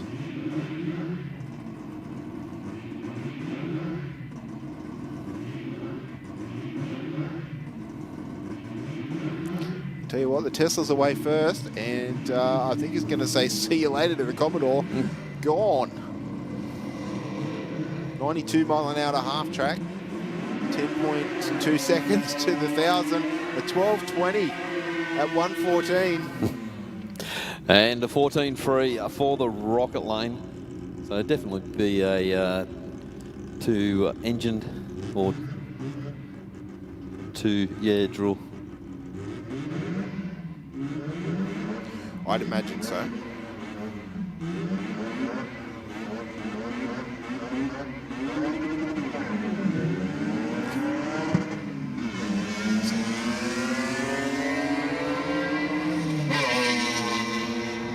Is the Corolla going to get there? Yeah, he's in front of the 1,000 thanks to the timing. And runs on through for 13.59, 104 miles an hour. And 16.3 at 82 miles an hour. Gave away 2 seconds on the start line and still managed to get around. All right, little BMW in both lanes down there.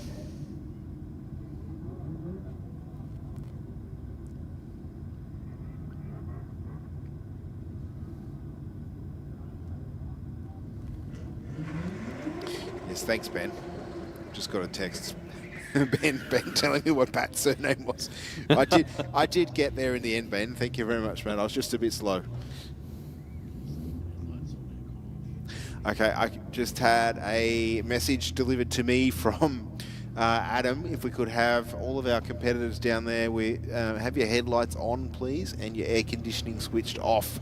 I know the air conditioning sounds a bit silly, but we're getting a fair bit of condensation and fluid on the racetrack typically from air conditioners. Yes. Yep. As one of our BMWs has doesn't look happy. No, it doesn't. Pulling over to the side of the racetrack. Yeah, you definitely find with nights like we've had a lot of rain, the air conditioning pulls a lot of humidity out of the air and just dumps it on the ground.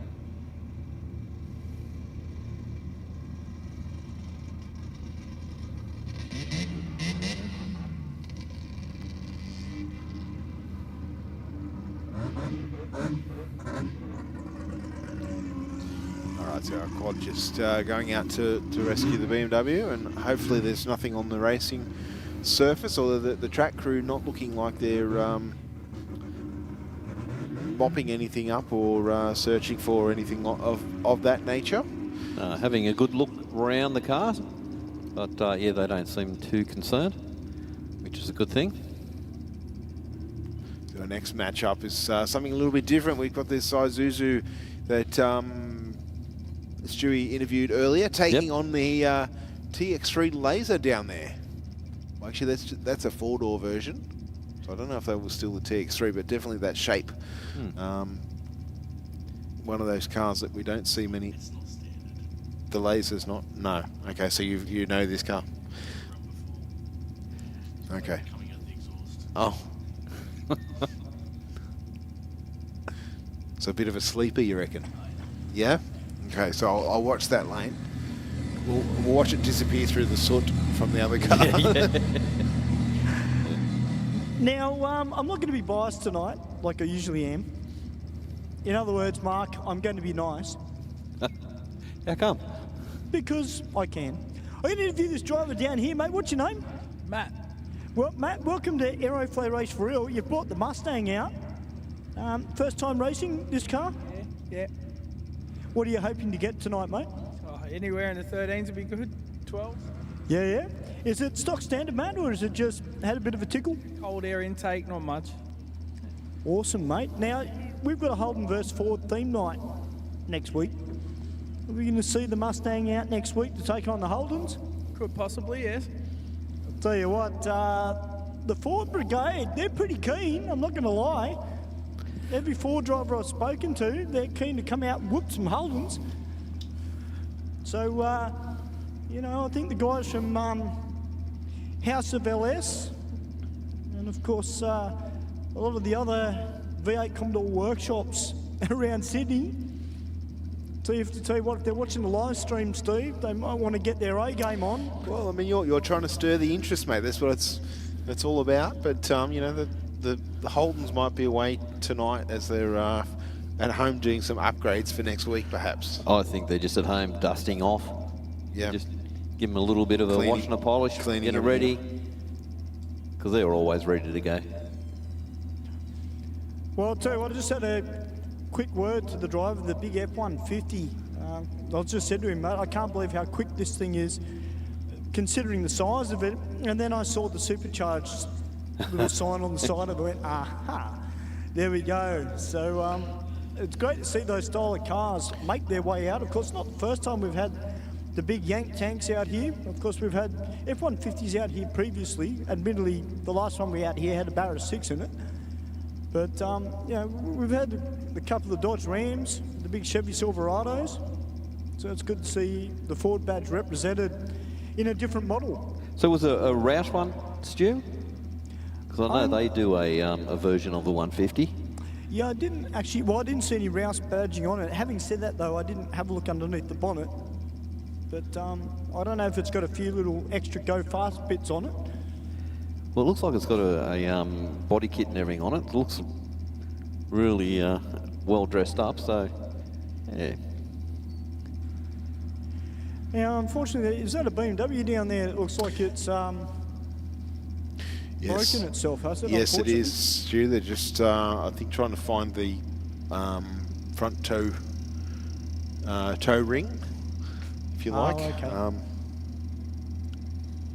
Because obviously we don't want to damage anything on the car, but we do need to move it off the racing surface. Well, I'm not in my usual smart-ass mood tonight, so, yeah. No, all good. I'm not going to be rude tonight, I promise. But, no, it's a great turnout. Big thank you to everybody that has turned up so far for Aeroflow Race for Real here at Sydney Dragway. It's always a great night. Of course, the message that we do send out, get it off the streets, do it safely and bring it here to Sydney Dragway.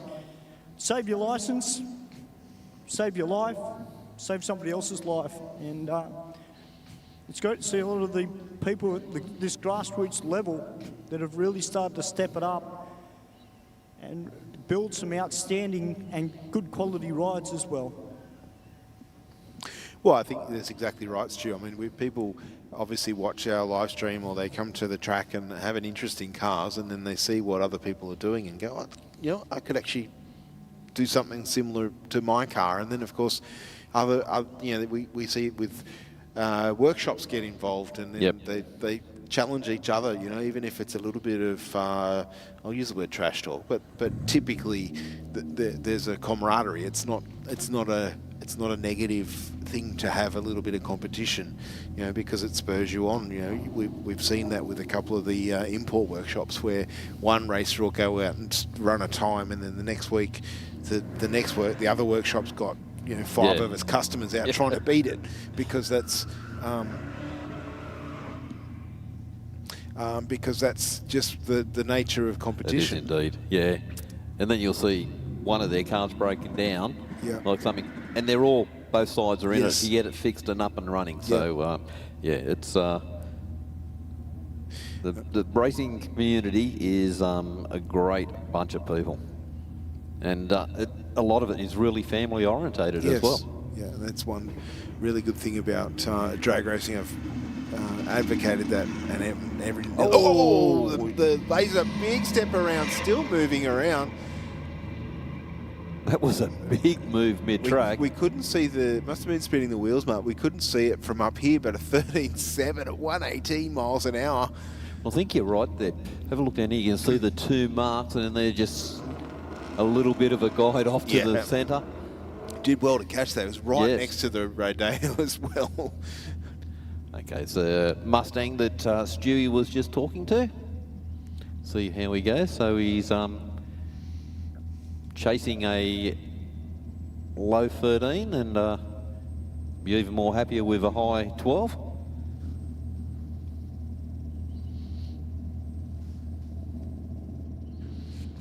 I got to say, Mark, I actually don't mind the look of it either, this Mustang. Okay. Just the white, looks simple, just the white, a few little black accents on it.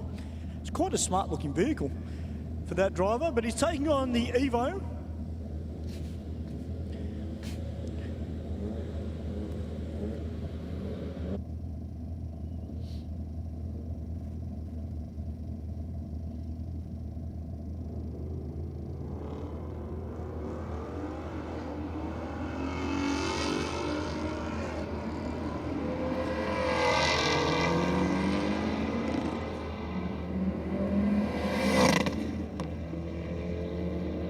Well, 13.5, 90 miles an hour, and he seemed on the brakes a little bit early as well.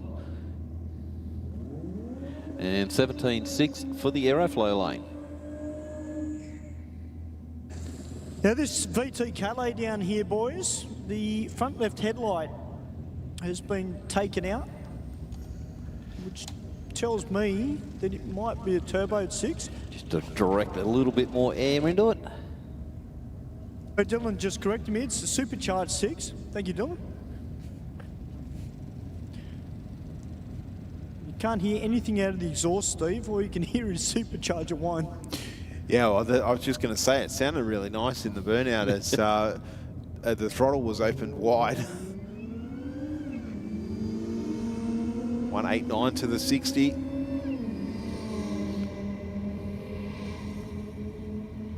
Getting down that racetrack quite nicely.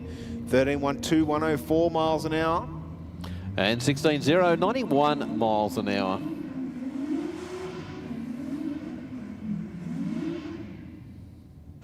We've got PSI 607 from TSR out here. This one also running a set of radials on the rear end. or maybe a set of small slicks. He has got front runners on it. He's taking on the mighty Mazda RX-7.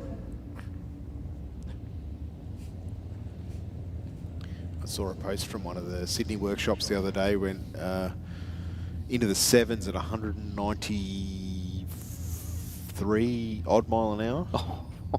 Barry utility. Wow.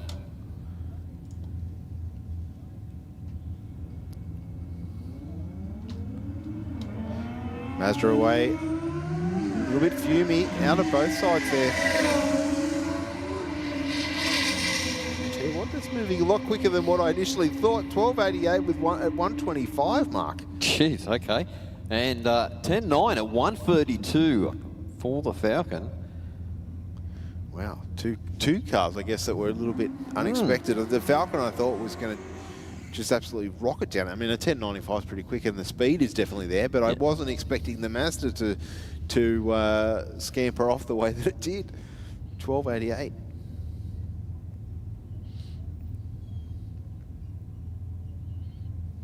Very nice XD, XE Falcon down there in the rocket lane.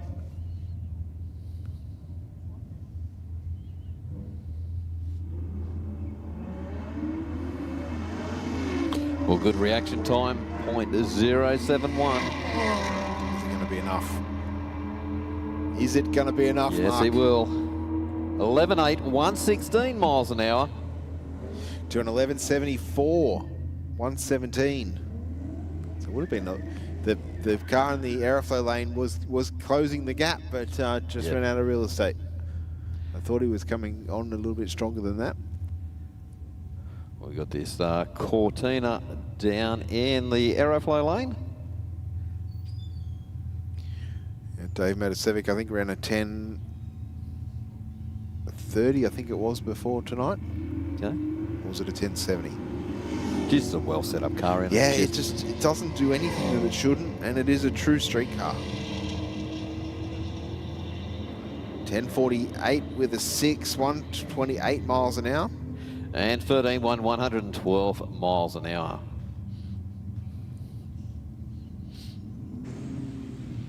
I got to say, boys, one car that always goes to my attention every time it comes out is this Falcon down here, the Hustler.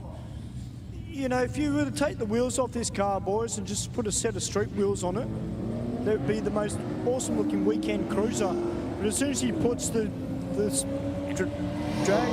little drag tyres on the front, the big sportsman tyres on the rear end, it really, really looks like a true old-fashioned drag car. One of our viewers on the live stream, Emmanuel Candros, is related to the driver of the Falcon.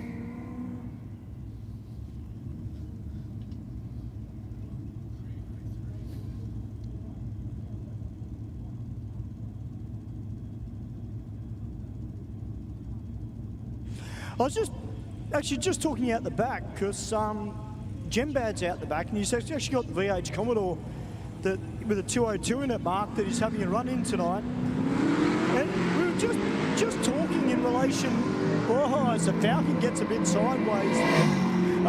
We're just talking how a lot of the older cars, like the old VH Commodores and all these XD, XE, XF Falcons, just how much they've made a comeback into drag racing.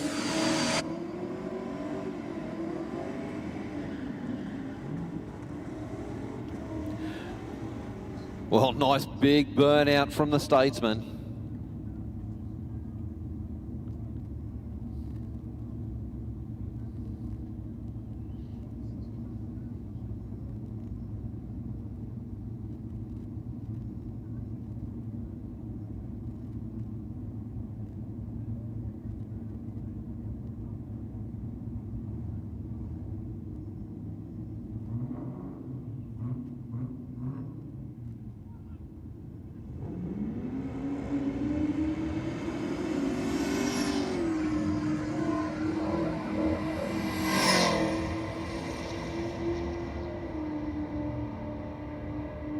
Falcon making its way down the racetrack, runs on through for a 12.99 with a 1 at 106 to a 15.4.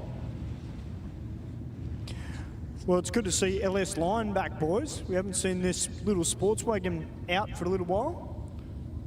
And Mark, this is this Commodore that I was just interviewed the driver about. The red VT. Yeah, we can see. The high-rise manifold that was built as a burnout car, but tonight he's having a go at drag racing.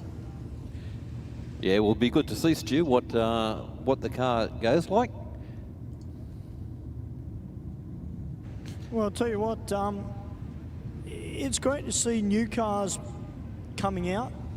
It's also always good for us to get the story and the goss behind the cars. I mean, LS Line's been racing for a number of years. It doesn't come out as much as what it used to, but it is a consistent car. It's not, you don't have to be super fast sometimes. It's about consistency. And I've found, Mark and Steve, that a lot of the people that used to come out, the cars haven't changed much time-wise. They're still fairly consistent in their times, which sometimes is not easy to do, particularly if you don't race a lot either.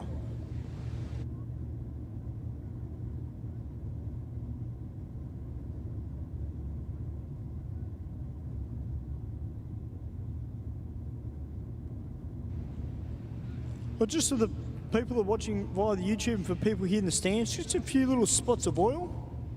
So we're just getting that mopped up. And we'll be back to racing very, very soon.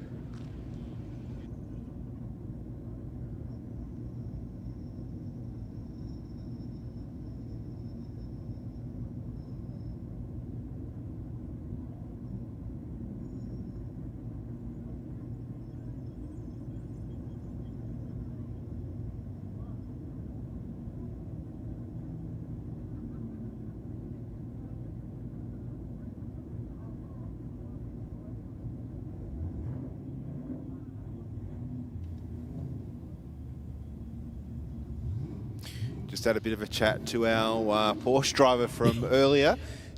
Is saying that that car makes 815 kilowatts. That is huge, isn't it?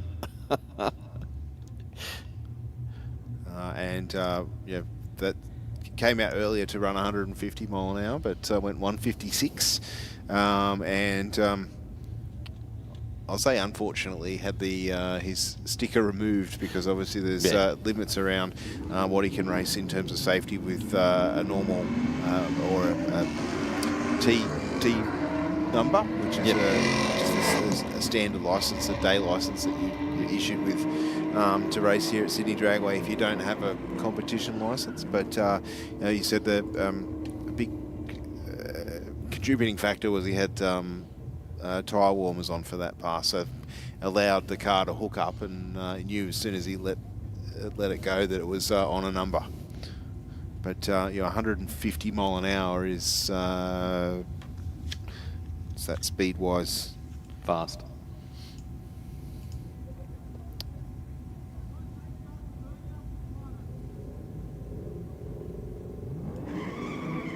Oh, actually, 156.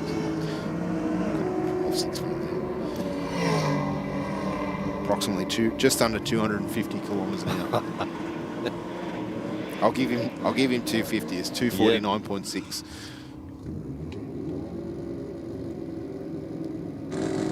Well, this should be a crack of a race. We've got Loose K down here, this beautiful looking VL Calais, about to take on King GTSR from Platinum Racing.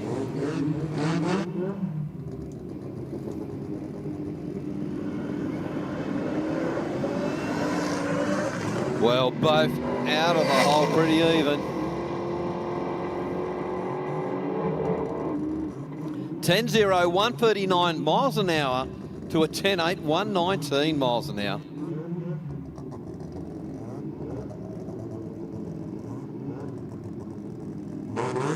All right, guys, it's time to get a little bit loud. 300 here. Billet Boss, the Tooks Racing, going to do a couple of 8-mile passes just to dial into suspension before they go to Jambo.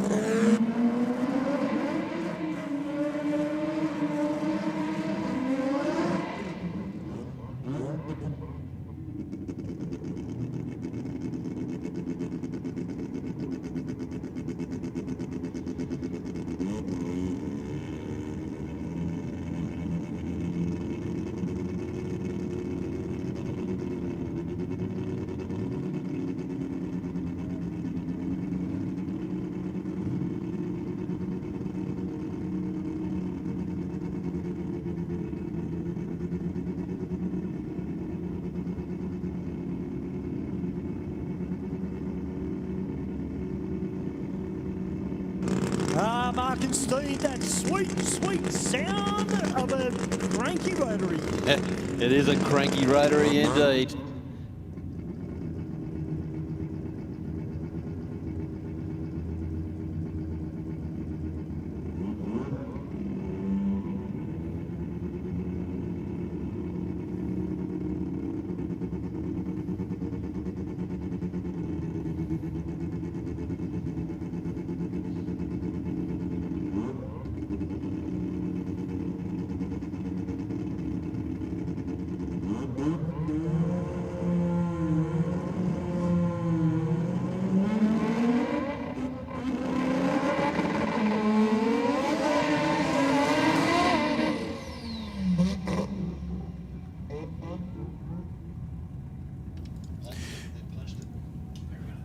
Well, that was certainly interesting down there, Stu. It bobbed around a little bit on the start line, then went into a power wheel stand, I dare say, as all the boost was unleashed in that little RX3.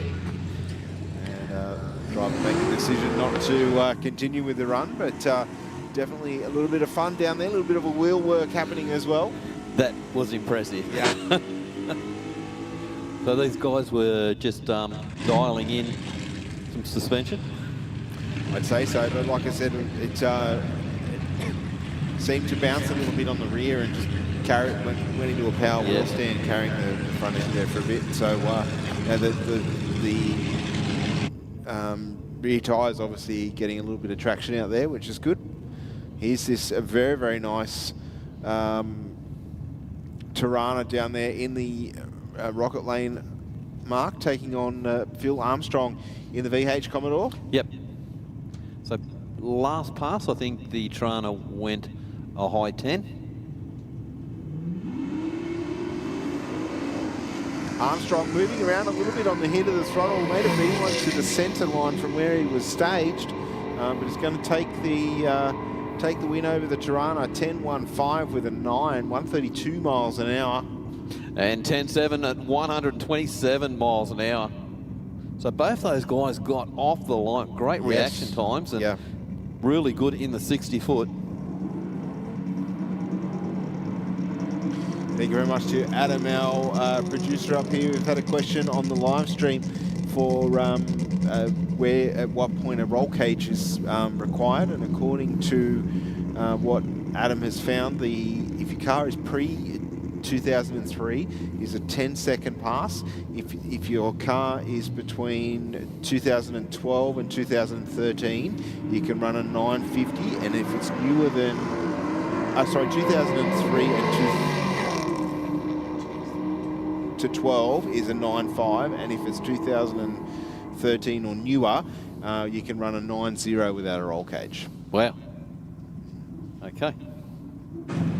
So thank you very much to Adam for doing that little bit of research. We're often asked that question, so we've saved that data on our computer up here so we can recall it if need be. Of course, all of the safety regulations are on the IHRA Australia website as well, but can take a little bit of navigation there to bring yourself to the right document. Adam's feverishly been punching away to find that for us, so thank you very much. I know you're certainly interested in that, I dare say, for your one of your vehicles, Mark, so none of mine are anywhere near that, so no, I don't think mine's way off that at the moment, so, but never say never. It's good to know. Never say never. Because I don't want to cage it. Joe Sabello taking a little Gemini now. Sabello away nice at an 029 line. Out the back door this time. 878 with an 8. 148 miles an hour. And 10.4, 128 miles an hour for the Rocket Lane. Nice pass from both races. The Gemini, a nice light as well. Yeah, I think Joe would be happy with you tonight as it's gone.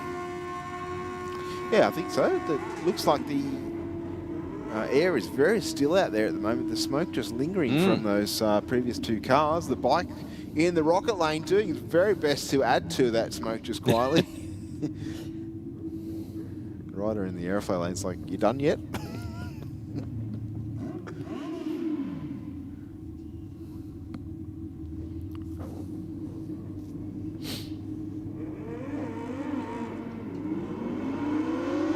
Nice pair of lights on the Starline 062 in the Aeroflow lane to an 033 in the Rocket. The Rocket lane with the performance. And a 10.01 with a 2.41 miles an hour to an 11.15 at 126. I got to say, Steve, some of these reaction times from a lot of our motorcycle riders have been absolutely on the money tonight. I really hope in the future we see a lot of them step up into the street bike class at our New South Wales State Championship Series. Electric Harley down there in the Aeroflow lane, away with an 039 light, runs through the finish line with an 11.87, 109 miles an hour to a 10.82 at 127 mile an hour for our rider in the Rocket lane.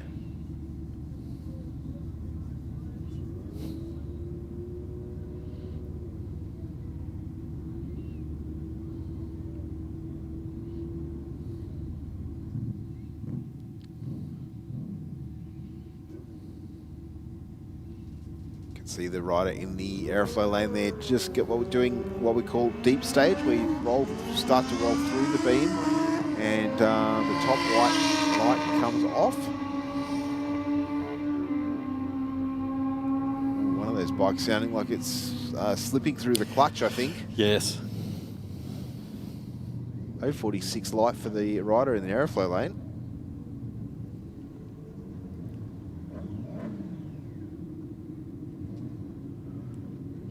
Our next pair about to be unleashed. Rocket lane away with an 097. And with the performance here, runs through for a 972 mark, 150 miles an hour. And 11.6 at 120 miles an hour for the Aeroflow lane. These bikes just power on so strong top end. They do.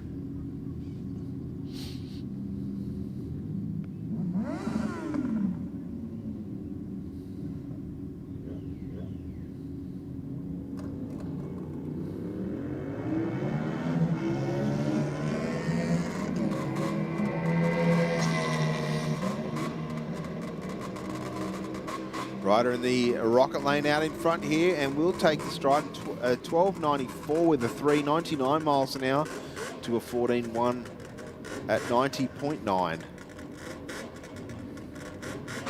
I just had a quick chat with AJ, who's downstairs on board his stretched Jackson 1000. He was just telling me that he's had the bike tuned by BC Performance at North Parramatta.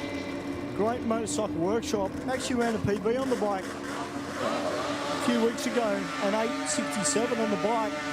Apparently they found an extra 10 horsepower in the thing. So miles an hour wise, he's a little bit quicker down the deep end, but he's just saying he's just finding it a little bit tricky tonight.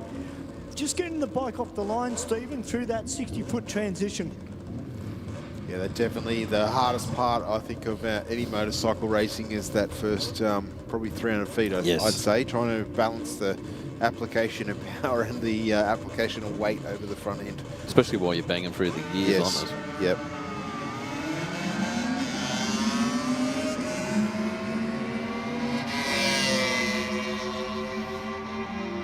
That's a big find of horsepower. Yeah, 10 horsepower. On a motorbike. 10 horsepower is massive. 12.53 there for Brett Copping in the Aeroflow lane. And 12.9 for the Rocket lane. I mean, you'd notice 10 horsepower in a car, wouldn't you? Yep. You'd imagine on a bike, be amplified.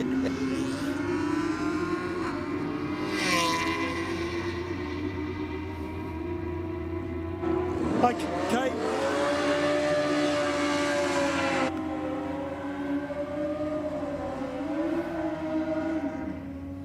An announcement, ladies and gentlemen. If you are the owner of a black Ford Ranger ESV 09M, black Ford Ranger ESV 09M, you need to move your car immediately, please, from the emergency lane, i.e. lane 1, out the back in the staging lanes. There will be no cars parked there, and the cars that are parked behind it, you will need to move your cars as well, please. There's nobody to be parked in lane 1.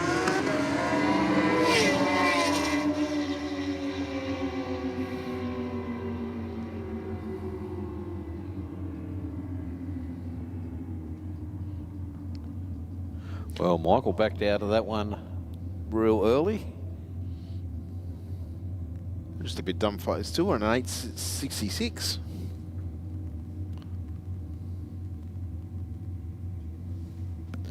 Hopefully there's no problems there at all.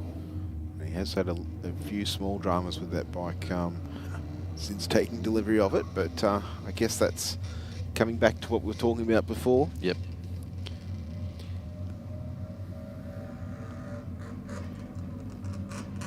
So once again, if you are the driver of a black Ford Ranger EVS 09M and all the cars that are parked behind it, you need to move your cars immediately, please, guys. You cannot park there. That is an emergency lane.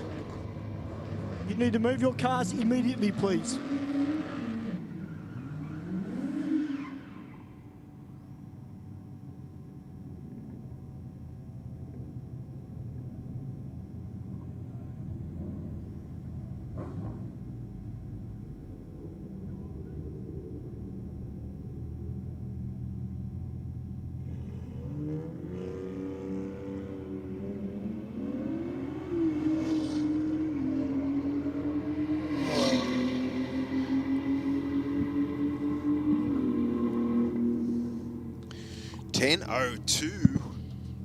With a 7, 136 miles an hour there.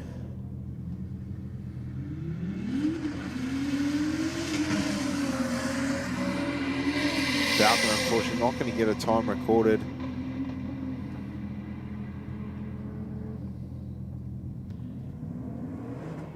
That's the only problem with breaking the beam early. Yeah. Yeah, if you leave early, you still will get a time, but if you're early, you won't.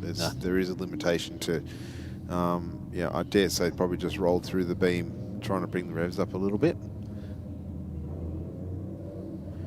Driver of this F-truck certainly getting his money's worth. I've seen him 4 times tonight, I think. Yep. And this is the one Stu was saying. It's got the supercharger. I'm sure I won't repeat that, Adam. I don't think he'd like that. I'm guessing he's got a fair bit of money tied up in this beast. Yeah, I reckon it wouldn't have been cheap.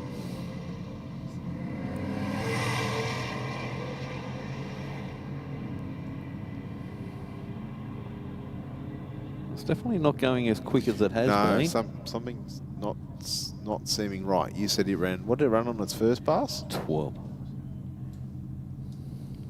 Yeah, run around a mid to high 12. Thing is, I don't think it's getting any quicker. Like it's going backwards each time.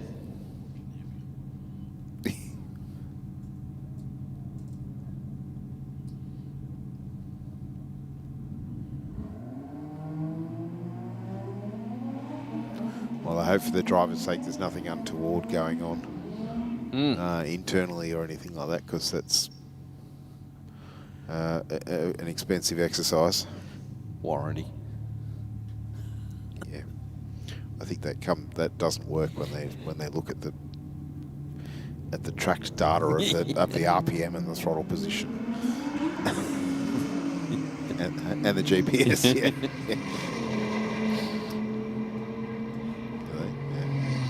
A lot of it comes through the key fob. The key fob attacks so much data. See, I don't have that problem with the Escort or the Cortina. Doesn't give me diagnostics, though. That's the other thing. Sometimes that's a good thing. True.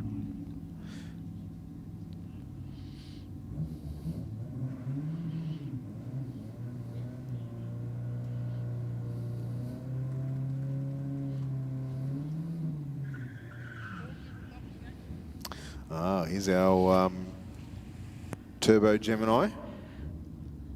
A Rodeo Gemini.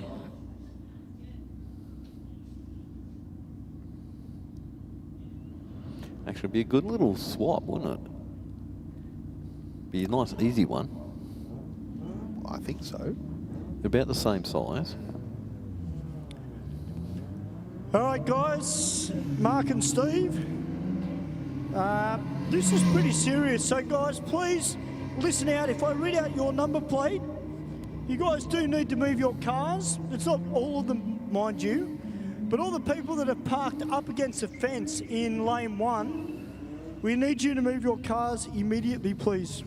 Okay, that is a emergency lane, and it cannot be blocked. So if you are the owner of a black Range Rover NBU 32U, you need to move your car immediately, please. If you are the driver of a black Subaru 00 TRX, you need to move your car as well, please, immediately. If you are the owner of a silver Honda Civic with an L plate on it, and your number plate is VIU 676, you need to move your car immediately, please. If you're the driver of a white Toyota Hilux with a P plate on it, EZO 07T, you need to move your car immediately, please. If you are the driver of a Toyota Hilux 11 Nick, you need to move your car immediately as well, please. And that's just some of the cars. To the boys just rocked up in the white Toyota Corolla, the guy with the yellow head gear, the yellow hat, you boys need to move your car immediately, please. The guys that just turned up in the white Corolla, you guys need to move your car immediately, please.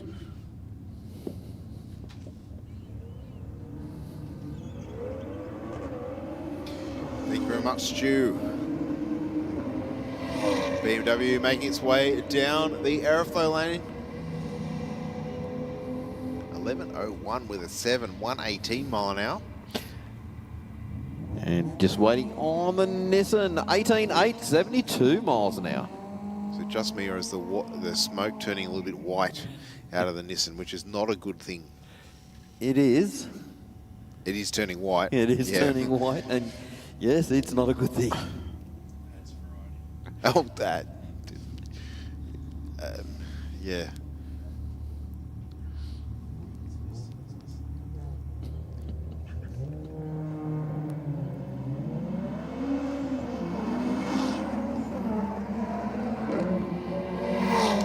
Lancer. Showing the way. 11.87 with a 116 miles an hour. 16.0, 89 miles an hour. Geez, that thing come on strong, doesn't it? It does, it does. I think that the 60 foot's where it's making so much of its time up, though. Like one was 1.8 to the 60 there. We've got the Honda back down here too. It was moving around a bit in its path. Taking the Audi down there in the Rocket Lane.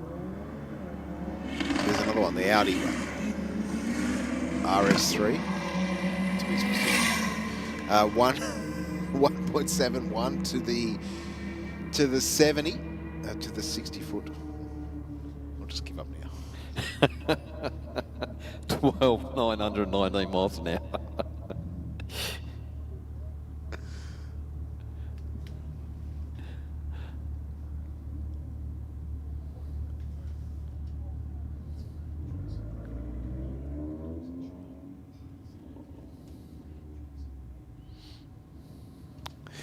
All right, we've got one of our Galano tuners down there in the white Golf on the start line. So you would imagine if he's one of the tuners that this thing would go really well.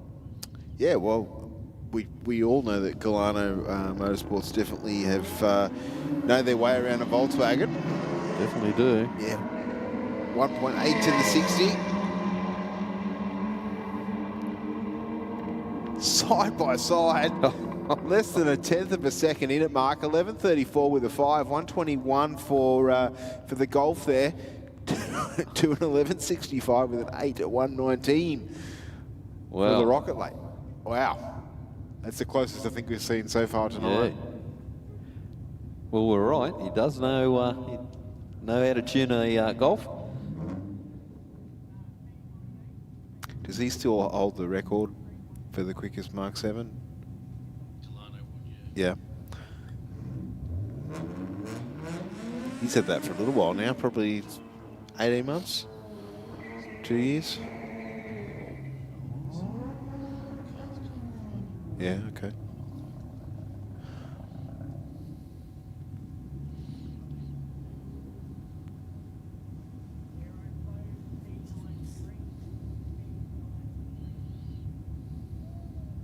Our next pair just rolling up to the start line.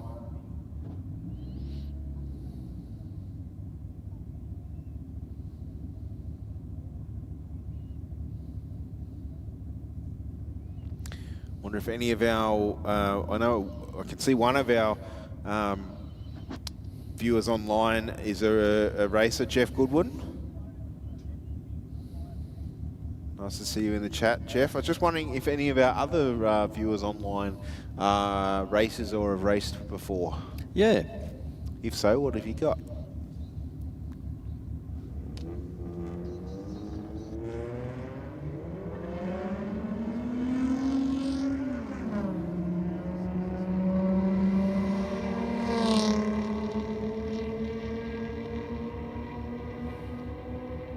Well, 13 to 109 miles an hour for the Rocket Lane and 17.0, 86 miles an hour for the Aeroflow lane.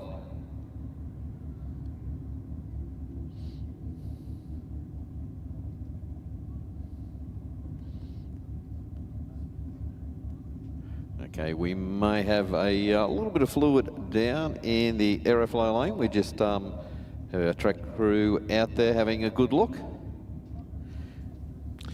In the meantime, we might go up to the big screen. We'll take a little bit of a break and get some words from our sponsors. A street car through to a race car, be sure to think of Aeroflow Performance. The ever-increasing range that started with just hose, fittings and fuel system components has grown to include boosted turbochargers, bang shift shifters, X-Pro ignition and electrical accessories, Bosch motorsport products, fabrication parts, as well as driveline and engine components. With an exceptional distribution network and inventory, Aeroflow products are always within reach. With more to come in the future, be sure to keep an eye out at aeroflowperformance.com. Hi, my name's Jenna. I'm the team coordinator for Volante Rosso. We're here at Phillip Island where we've got our Radicals and our GT3. They're currently out on track and they're the champions of the weekend. However, we wouldn't be here without our partners Pack Lease, who are the real heroes who help us get here. They help us get to any event that we need to go to, including race weekends, media days and track days. We've been partnered with the team at Pack Lease for the past 3 years, and we couldn't think of anyone better who we want to do this with. They get us from A to B and to every racetrack and every event that we need to go to. They are so extremely helpful with everything that we need, and we love being partnered with them.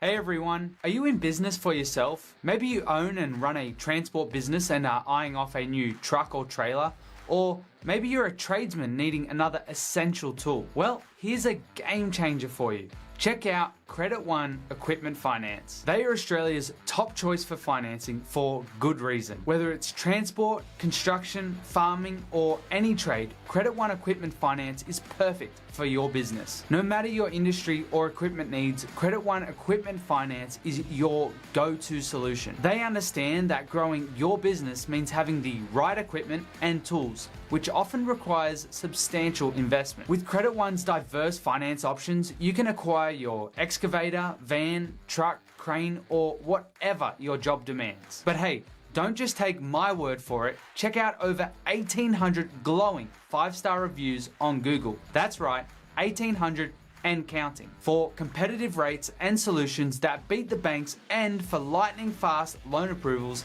visit www.creditoneequipmentfinance.com.au or click the link in the video description below. Empower your business today with Credit One Equipment Finance. Shannon's is giving motoring enthusiasts the chance to win a trip to one of the world's greatest motoring events, the 2026 Goodwood Festival of Speed. Plus, win a new Indian motorcycle sport chief. To enter, take out new eligible car, bike or home insurance. Go online or call Shannon's.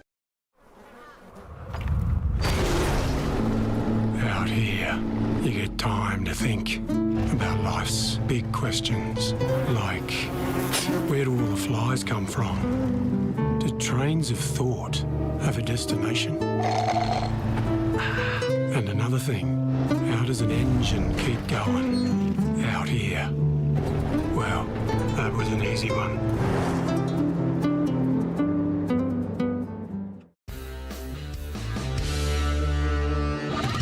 Heavy Duty magazine is the proud sponsor of Sydney Dragway Street Bike. Editor Mick Withers is a long-time racer and supporter of this entry-level bracket. Heavy Duty.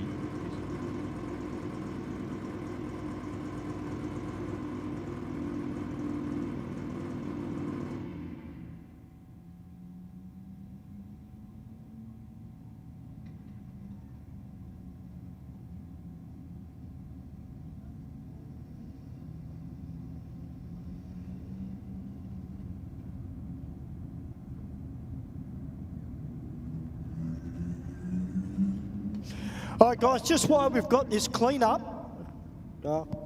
we still need some more cars moved, please, from lane 1 that are parked up against the fence in the pit area.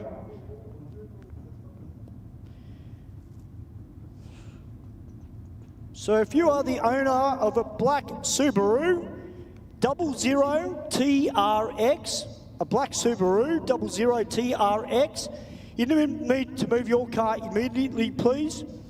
The driver of a silver Honda Civic VIU 676 with an L plate on it, you need to move your car as well, please. A white Toyota Hilux EZ0 or EZO 077 with a P plate, you need to move your car immediately, please. If you are the driver of a Lexus with a number plate DM69BR, DM69BR, a Lexus, you need to move your car immediately, please. If you're the driver of a white Toyota Prado and your number plate is YLP55B, you need to move your car immediately as well, please. If you're the driver of a white Toyota Celica ZR231, you need to move your car immediately as well, please.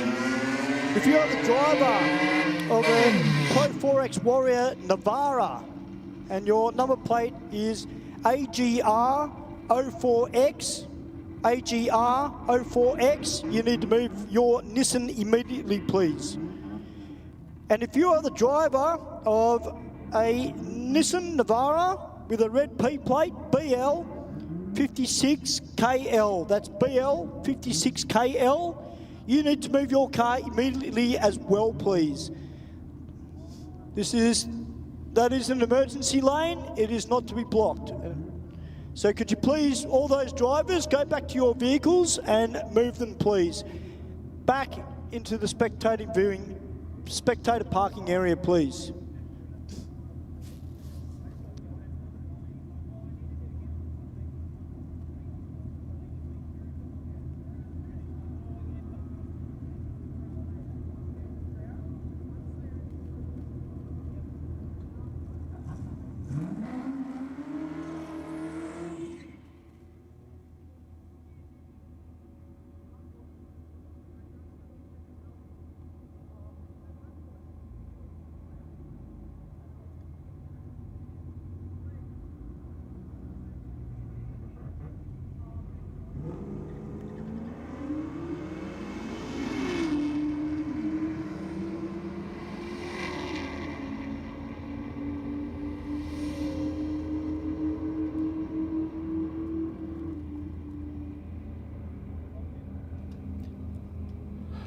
Well, 11.8, 116 miles an hour for the Rocker Lane and a 16.9 for the Aeroflow. Well, Mustang back out again.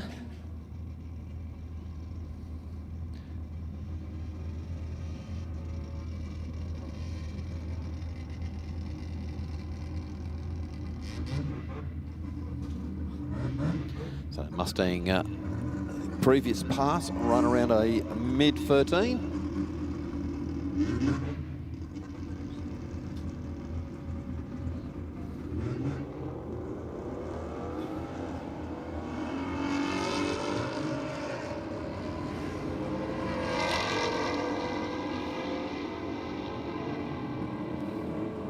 Well, 12 to 113 miles an hour to a 13 to 109 miles an hour.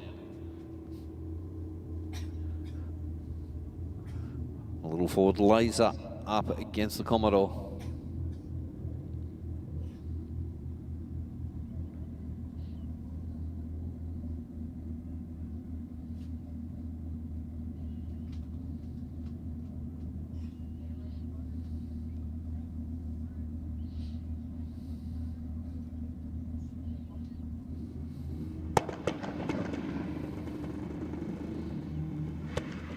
A little bit of pop and cackle coming out of the back of the Laser. Looks like he's got a bit of a problem there. Done the right thing, got it slowed down and over against the wall.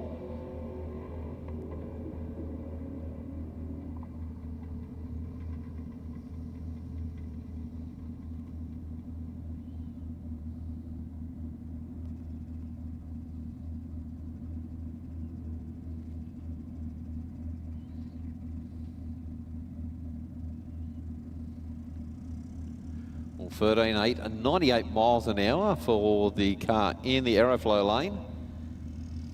We just have the quad bike going up to hook up to the Laser and get it moved off the track, but good credit to the guy, done the right thing, or the driver.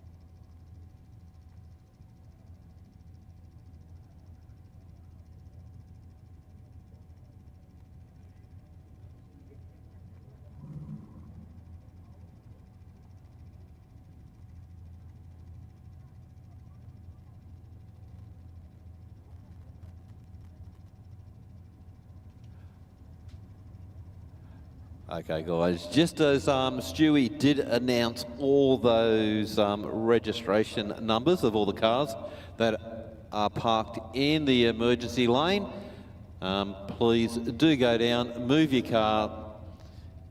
We need to have that lane free for any emergency vehicles that require that lane.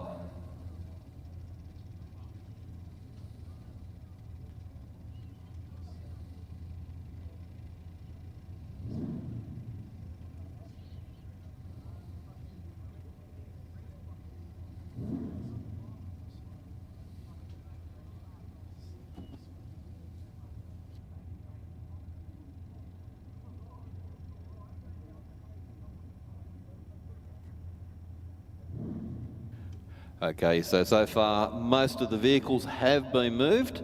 I think we just have a couple still there. Thank you to all the other people that have moved their vehicles.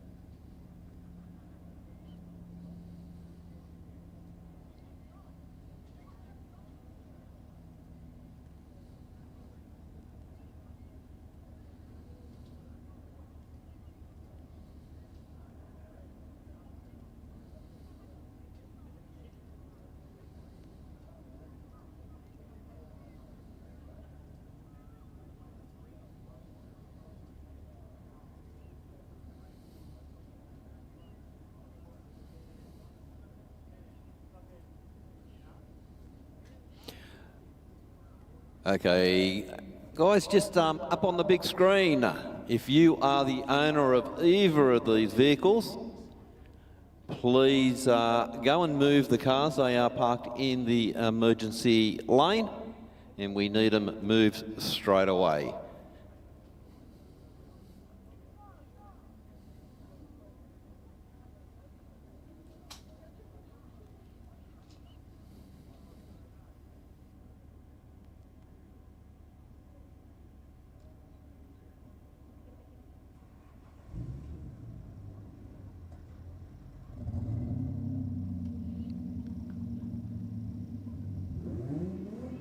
Okay, we've had the laser moved from the track, and we're back into racing.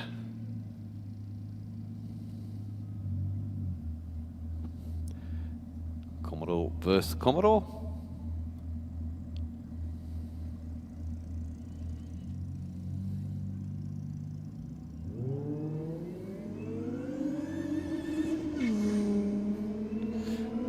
Definitely hear the whine of a supercharger.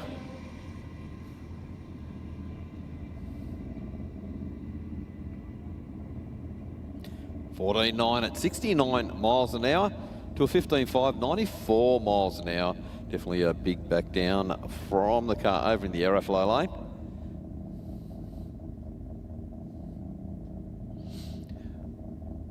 VW Golf over in the Rocket lane up against the Falcon. PSI 607 number plate.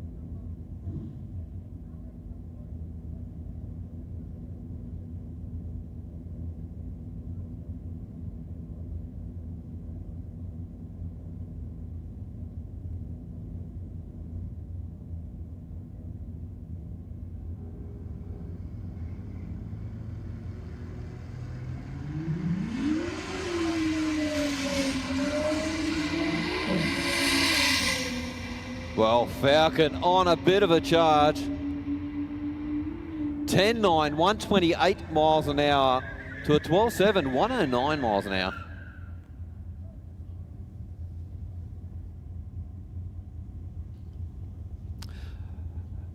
Okay, guys, one remaining car, the Prado, up on the big screen. So if you're the owner of that car, can you move it straight away, please? You are parked in the emergency lane. There is no parking written all across that area.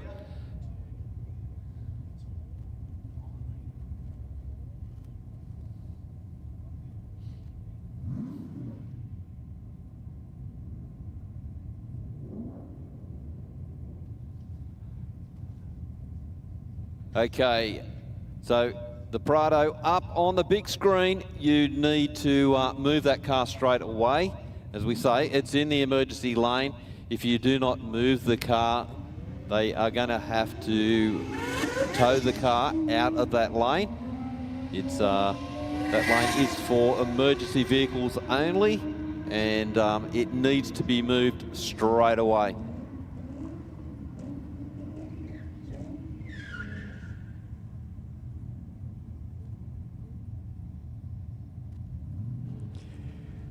That car's now just been moved. I don't know what's more embarrassing, Mark, being told to move your car or your car shown around the world.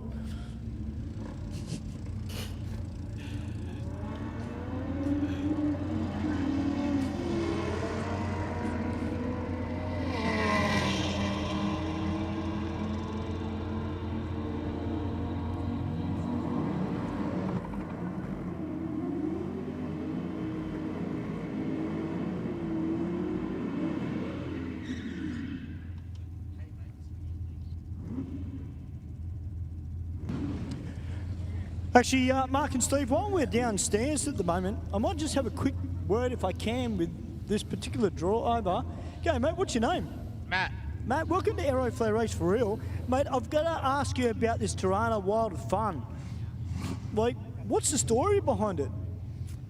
Built it a few years ago, street car, supercharged LS. As it is here is how I drive it around the beach, mate. Far out. Tell you what, man, this thing is absolutely man. Who did all the paddle work for you? It's done up at Cessnock by Coalfields. Yeah, about 4 or 5 years ago now. Yeah. Mate, the paint is just absolutely flawless on this vehicle. It must be awesome to take it out on the weekends and give it a good cruise. Yeah, it doesn't come out enough, mate, to be honest with you. But yeah, the colour pops in the sun, mate. I love it. Well, mate, it's an absolute credit to you. It's a beautiful looking car, and I know the boys upstairs, they've been talking about it all night. Just the overall presentation of the vehicle as well. Mate, you should put this in Street Machine of the Year.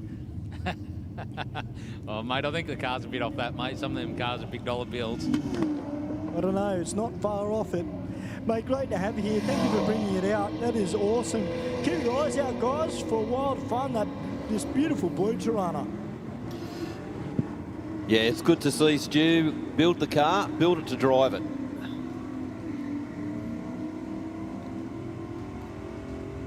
Is it just me, Mark, or I think is the burnout intensity increasing minute by minute here at the minute? It is getting turned up a little bit. I think might be a little bit of competitive nature happening out there. Well, that's what we were talking about before. It's not just ETs. We as racers sometimes trash talk about burnouts and all sorts of bits and pieces. You know, Yep. like there was challenges back in the day with door slammer where the drivers would roll through the finish line as they opened the door to breathe.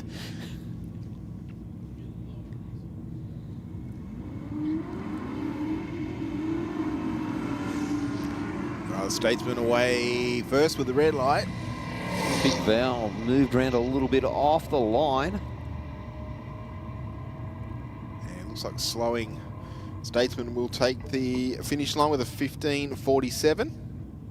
And 16.153 miles an hour for the Valiant, so definitely way off its ET it's been running all night.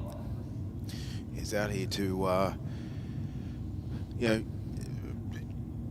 physically doing it, but unfortunately the driver of the Valiant seems to be having a few issues on each of its passes, but hopefully they'll get sorted with a little bit more track time and a little bit more driving. The car does look absolutely unreal under the lights here at Sydney Dragway, that dark blue with the vinyl roof. They're really good shape too, the two-door. I like the Falcons, aren't they? To a degree, they're a big car. Yes. But like nothing has the back guards like the Falcons. Yes. Exactly right. I mean, they're a quarter panel and a half, aren't they? Oh, You yeah, make absolutely. 3 cars. You probably make 3 cars out of one of them.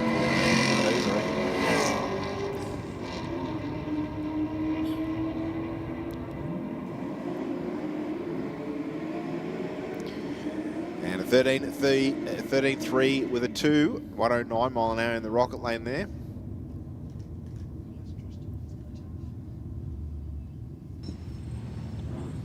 Well, we got supercharged V8 in the VP up against a nitrous-assisted V8.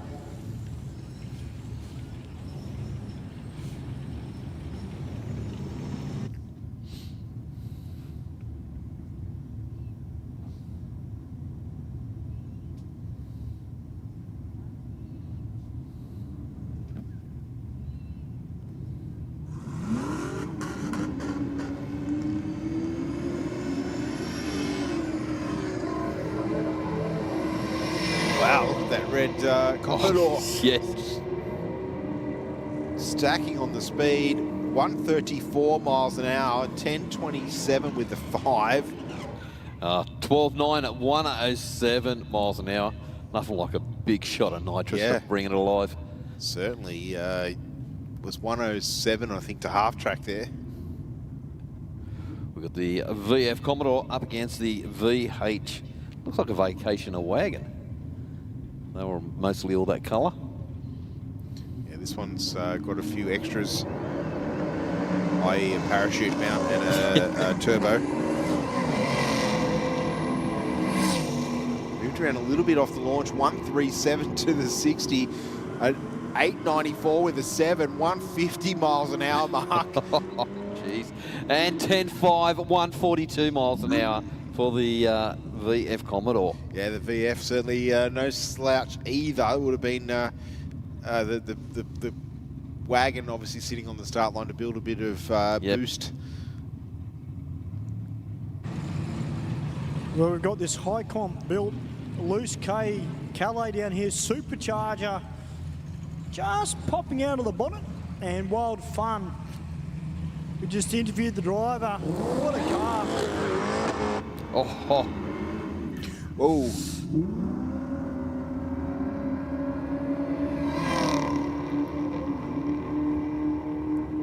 The Tirana leaving the start line, spinning the wheels pretty hard. Unrepresentative 1398 at 99 miles an hour there. Sounded like he was just pedaling that thing up top end of the track. Just pushing the VK out. Hopefully it's nothing major on it, and we will see that car back out again. I don't think we'll see this car back out again, boys. There's a few little clinks and clanks coming out of the rear end of it. Oh, okay. It's no good. That is not good. No. Better to happen there than in somewhere else, though. Yes, absolutely.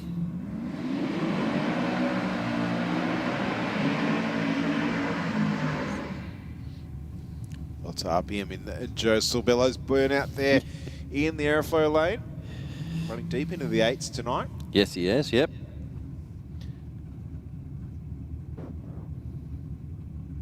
Mark, I can confirm it's tail shaft. Okay.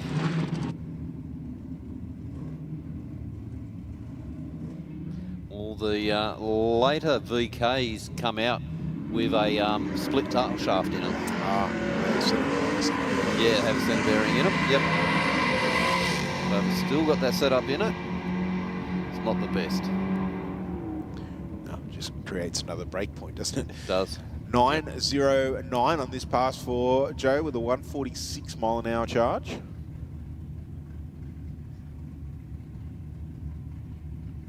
Why did they do that, Mark? The different better pinion angles or something like that? Yeah, and reduces a lot of vibration. Does it? Okay, because it doesn't get the harmonic in it, I suppose, yeah.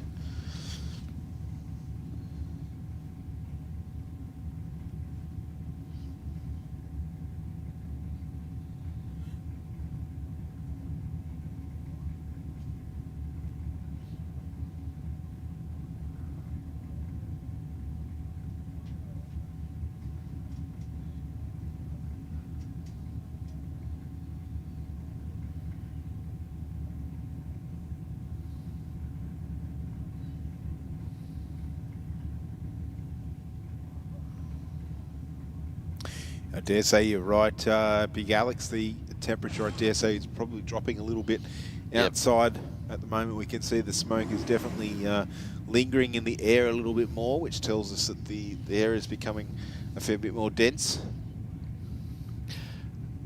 The LC Tirana down there, just give it a couple of quick stabs on the throttle. Jesus, sounds nice. I bet you'd give that garage space in a heartbeat. Oh, or half a heartbeat. absolutely. Well, that's a bit of a shame there for Loose K, Mark. That is a beautiful looking Commodore.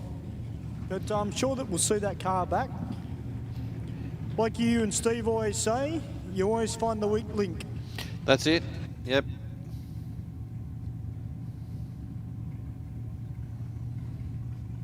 And at least a couple of uni joints is Yes. much cheaper than a diff center or a transmission or many other driveline components in the line. The tail shaft's probably the cheapest one to fix if you had to pick something to repair. Yep. I dare say that's probably one of the cheapest parts.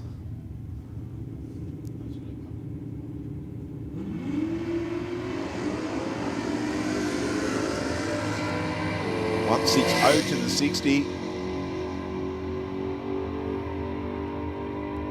we'll see. And a 10.75 with a 127 miles an hour.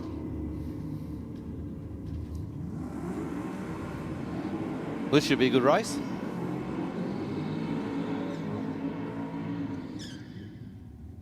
Yeah, we got Philip Armstrong down there in the Aeroflow lane, taking on Sammy Joe Johnson. So Sammy Joe, I think they're just broken into the 10.6. 10.60, yeah. 10.67 earlier tonight. And the blue Commodore runs low 10s. Yeah, probably a little bit quicker than where Sammy sits at the moment, but it's, to me, feels like it's running quicker than what it normally does. But Sammy away with a 007 light. Armstrong over towards the wall. The car moving around a little bit as it makes its way down the racetrack. Armstrong runs a 10.25, 131 miles an hour. And a 10.6, 126 miles an hour for Sammy. Yep, so that car's just getting quicker and quicker. Yep. 10.67, 10.65 and a 10.62. Wow. I dare say that's the air working in her favour there. Yep.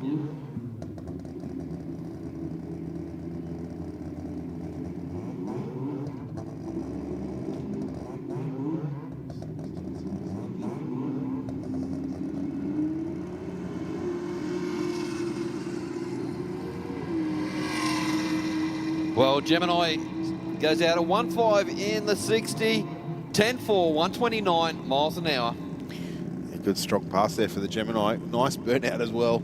Plenty of RPM, moving nice and slow up towards the start line. We've got the Mazda sitting down in the burnout box at the moment.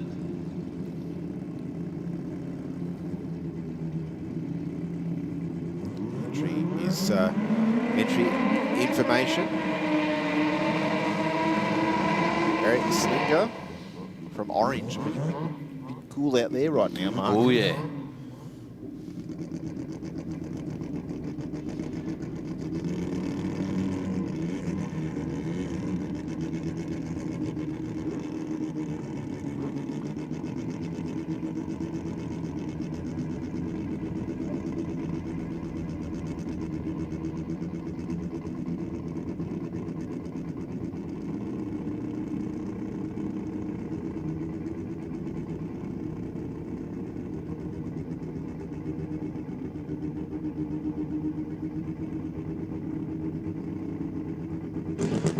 Well, I'll tell you what, ladies and gentlemen, if you're a fan of import racing like I am, this is the type of car or style of car that you would see if you come to Sydney Jamboree the next time it's here in Sydney.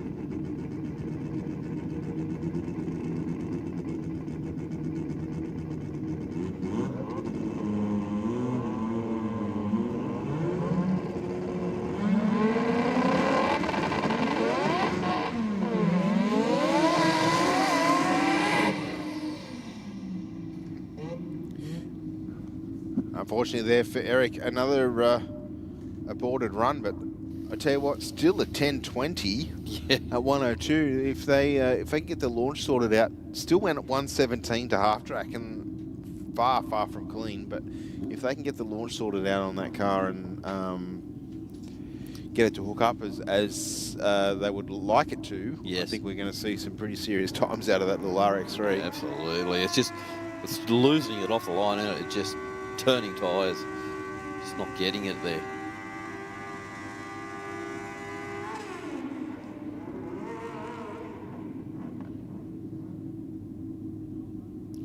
I reckon it's one of your hardest things setting up a car is getting that hook up.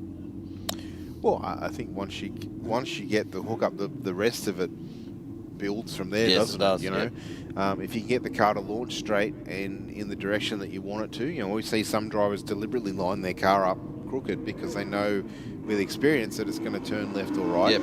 And when it launches, it steers itself naturally into the centre of the racetrack. Yeah. We saw that a while ago with Joe Signorelli. not on the launch for the run, actually for the burnout. He against the paint, and every time he hit the throttle, it'd bounce up on the tyre and then skip over. Yep. And the burnout he'd be across the start line right in the middle of the racetrack. It's just experience. He did it like 5 or 6 times in a row. Yeah, so that's knowing your car in. Yeah. And probably with realisation that you're going to lose too many other factors just to straighten up the burnout. Yes. And that's really not affecting outright performance. A 1090 for the bike in the rocket lane there to take the win.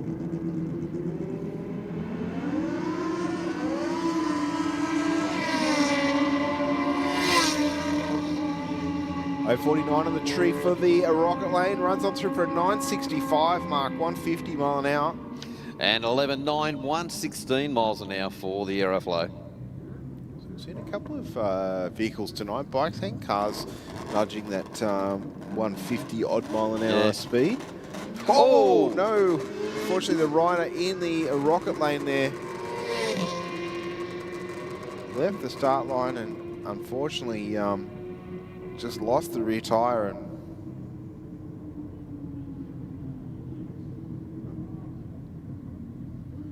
so I think the rider's okay, but we'll just give them some time to cool down, and they'll be checked out from our medical people on site. Of course, right now the adrenaline would be pumping and all of that sort of thing. So it just sometimes takes a few moments just to relax and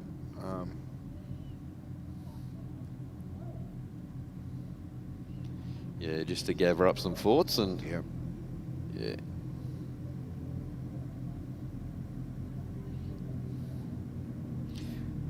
we did see a little bit of this previously, didn't we, where it was the guys staging up off the race line?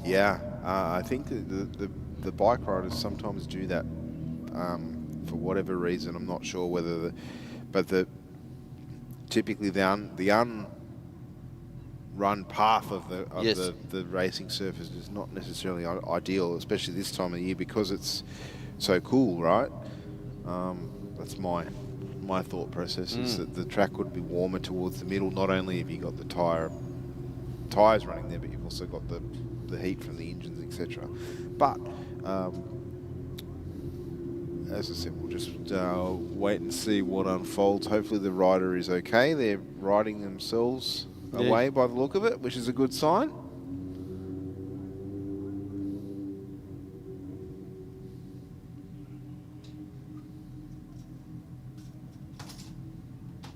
Never good to see anything like that. No, not at all.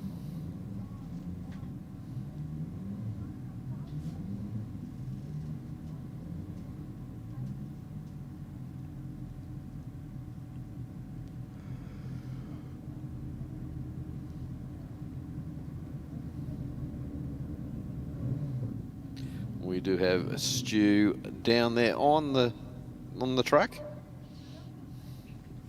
Yeah, just double checking the track. There is nothing that I can see down here on the track at all. It's just one of those unfortunate little slippery spot right on the edge of the track where there's not a lot of rubber. So there's not as much grip on the inside of the track or the far outside of the track. So unfortunately, it's motor racing, these things happen. But thankfully the rider looks like he is okay. Yeah, that's the main thing.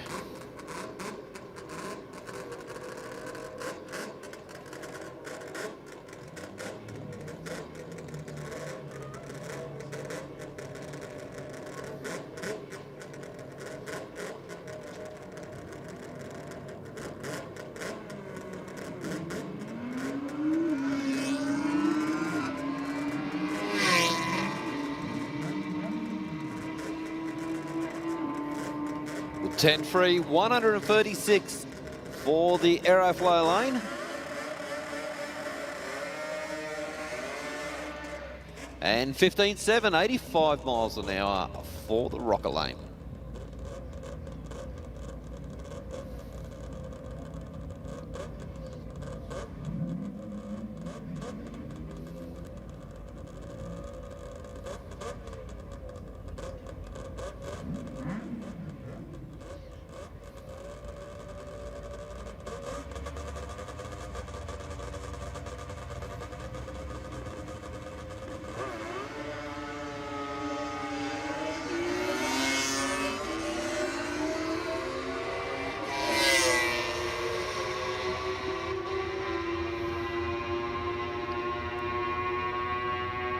11.01, 142 miles an hour for the Rocket Lane to a 13.5 for the Aeroflow lane.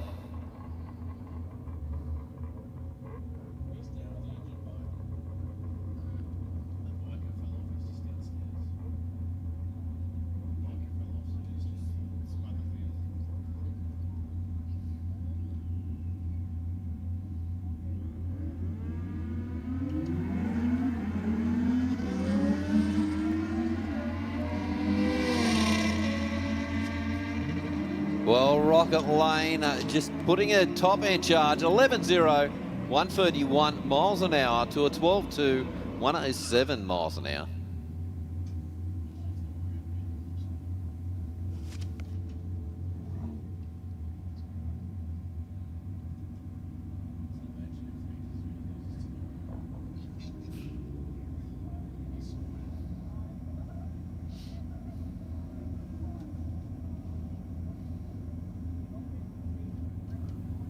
Nice strong burnout from the HSV in the Rocket Lane there, Mark, as we've seen on each run tonight.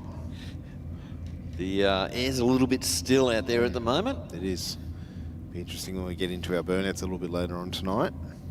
We often see like a full blanket of smoke just above the top of the corporate boxes here on the Western Mound. 357 on the tree for the HSV. The Orion went after it with a 181 red light. Whatever works. Yeah. On the brakes a little bit early for the HSV. 10.99 with a 4, 126 miles per hour. And 14.1 at 96 miles an hour for the Aeroflow lane.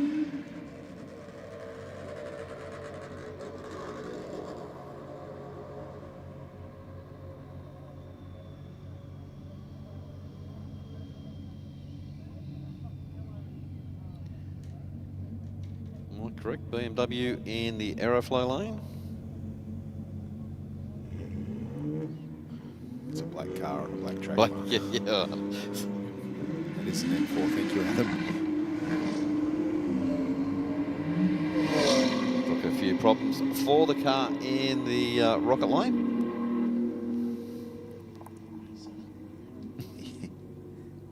Dead 24 with a 3, 136 miles an hour. Wow.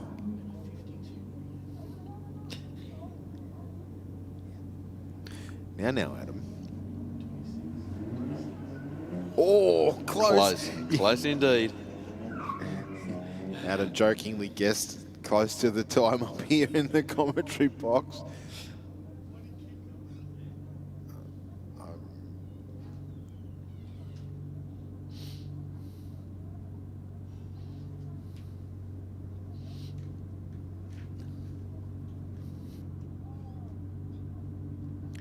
Yeah, that BMW doing everything right down the centre of the Aeroflow lane there.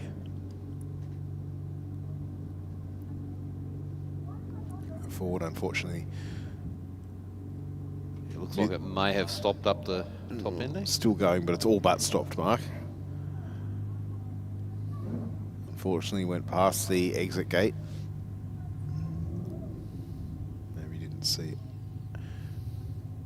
All right, we'll get the quad onto that and have the car removed around the top end of the racetrack.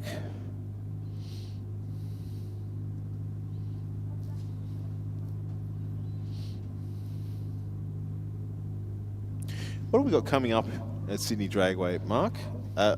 Look, we've got our Ford versus Holden night, of course, which is next week, the 13th of August. Gates open at 4:30, racing from 6 till 10. The theme night represents probably one of the longest standing motorsport challenges within Australian motor racing, and we can see there Adam playing with the live tally. He's on Mark's side tonight. He's playing the Holden tally way up. I think just quite, as much as I am a Ford guy, I think just quietly, Adam, you're probably right. But that's the call. We need all of the Ford guys out here to challenge the GM product as best as possible.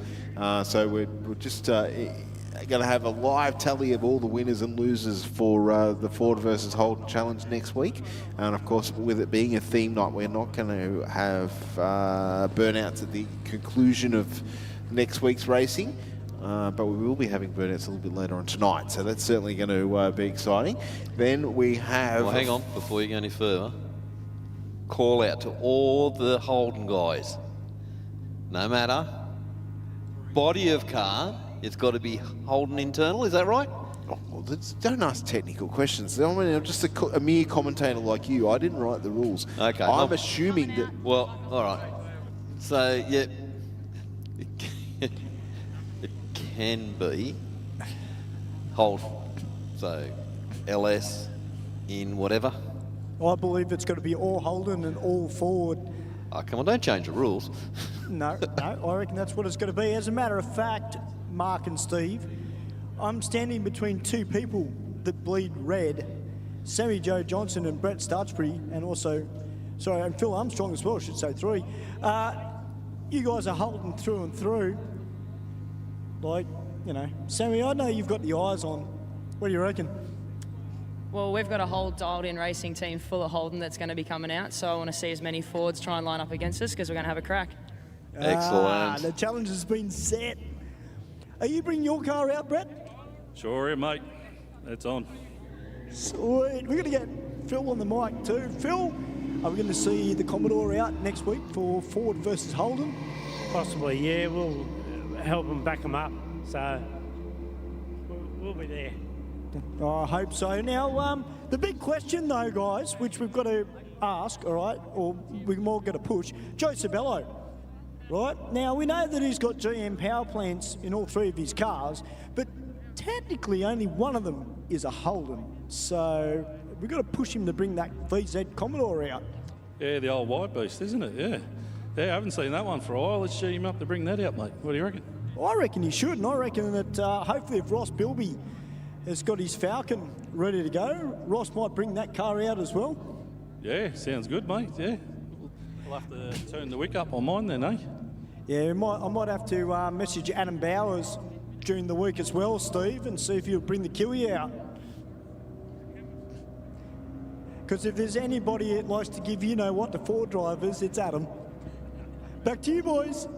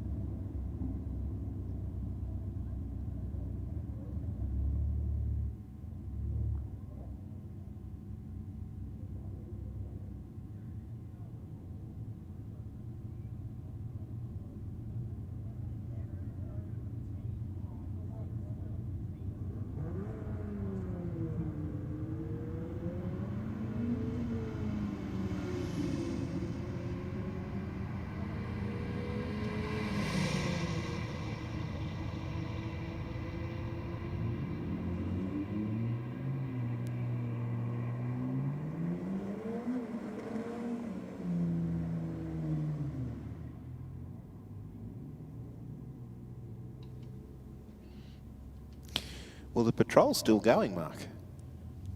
I'm looking at the amount of smoke that's coming out of it, thinking it can't be good, but it's still going. Just goes to show. Yes. Just goes to show. Yep. That I know nothing. Well, and Nissans are built very strongly.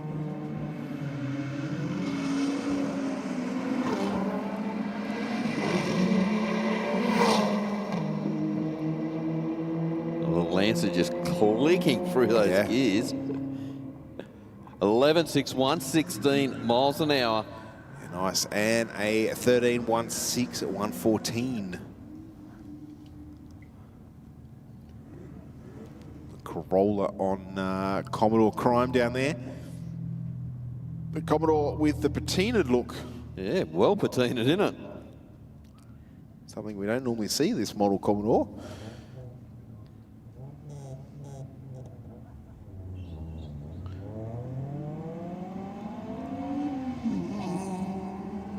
The Corolla driver definitely not shy to get up into the high end of the RPM band. It's going to be showing the Commodore the way, well and truly. 16.07, 88 miles an hour to an 18.42 at 74 miles an hour. Charlie's wrote up there the description of Ford. I've seen a different description to that. There's lots more for Ford because there's only 4 letters, right? Yeah. I heard one for Holden. You know I'm a Ford guy, but someone used to say, hope our luck doesn't end now.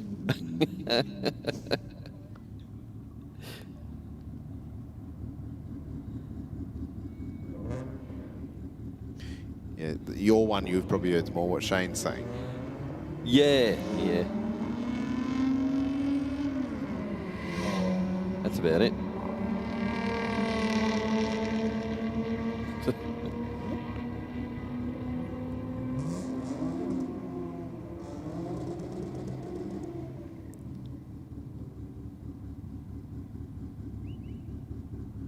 Driver of the Commodore down there, not shy to get on the limiter.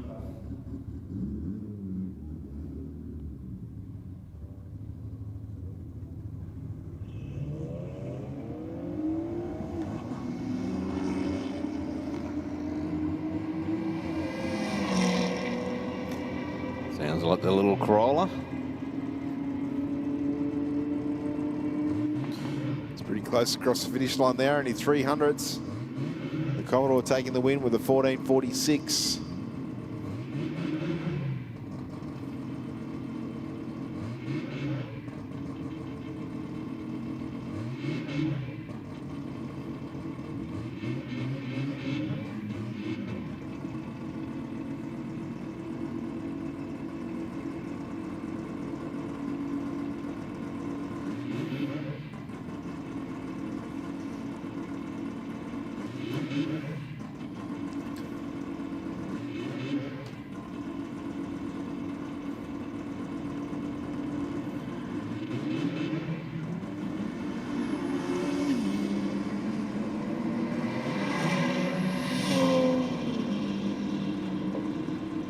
Definitely one for the Rocket Lane. 11.4, 121 miles an hour. Yeah, to a 13.85 at 83 miles an hour.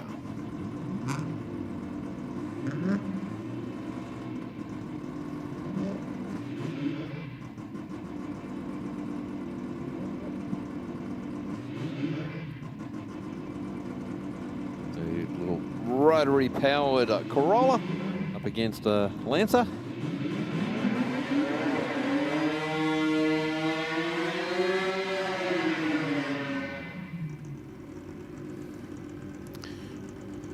Rotary engine would fit really well in a little Corolla. Yeah. They had a massive engine made for the size of the car.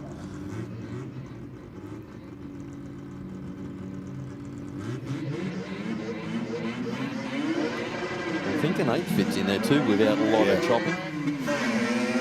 Yep. Rotary engine swimming.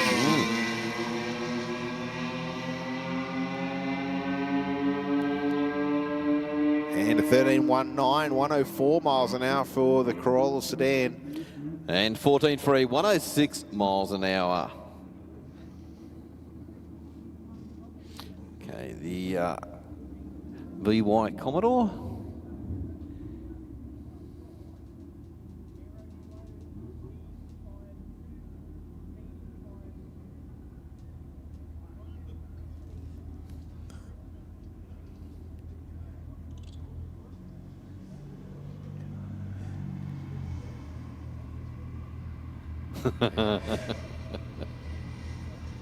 Talking of torque, as mentioning on the live stream, and the different way it's spelt, the Tesla just running through for a 12.24 with a 5, 113 miles an hour.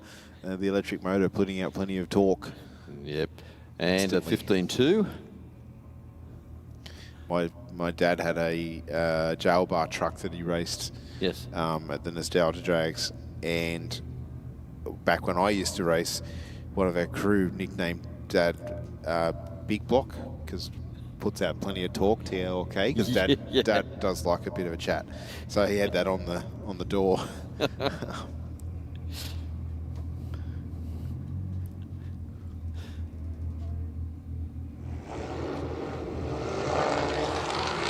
Actually, Mark and Steve, it's interesting today. I was reading an article just while I was looking at that Mustang.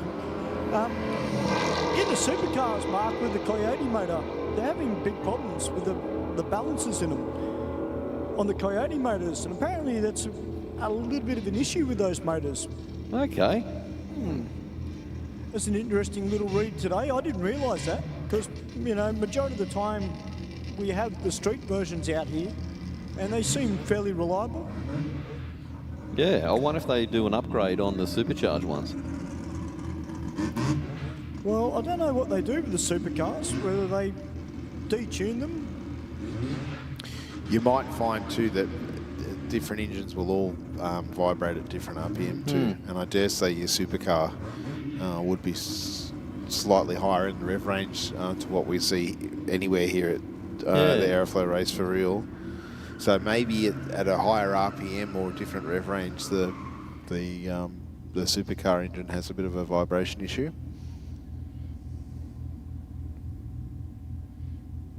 Yeah, that would make sense, Steve.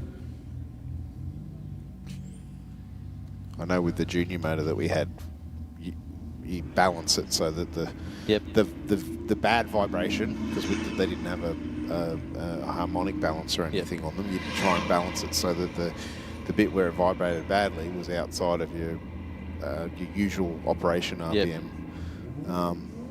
Wasn't always possible, but you try your best.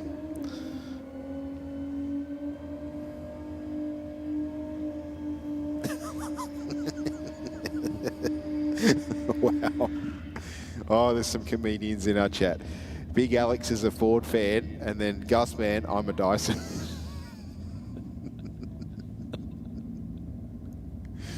Is anyone a toaster? Or a kettle, maybe? Yeah, there's definitely been some good comments coming through, especially the Ford versus Holden side of it. Yeah, we've got a Holden fan there too. Didn't see that.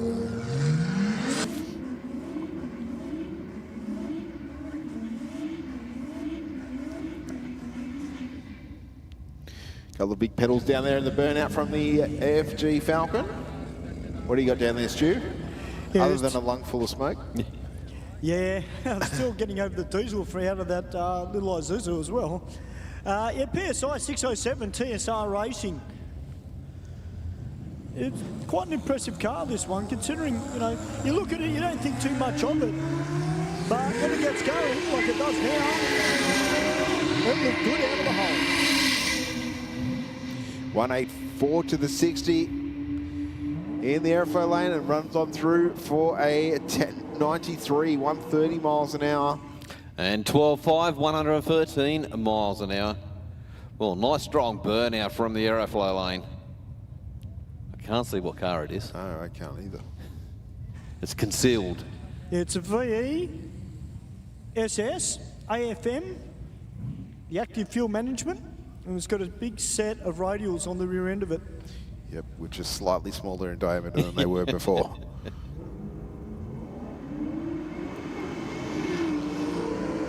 Falcon getting away nicely, but with the red light, 079.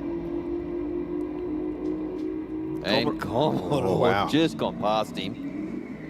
10.001, 139 miles an hour. Thank you very much. That's nearly 220 odd kilometres an hour. Yes, yep. And 11.7 for the Falcon. I just got told, Stephen Mark, he was a thousandth of a second from having a talking to. Yeah, it was 10.001.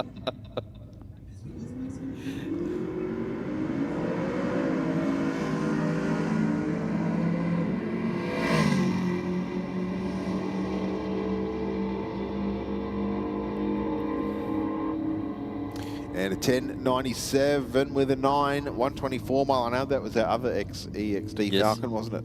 Yep. And 13.4 for the Rocket Lane.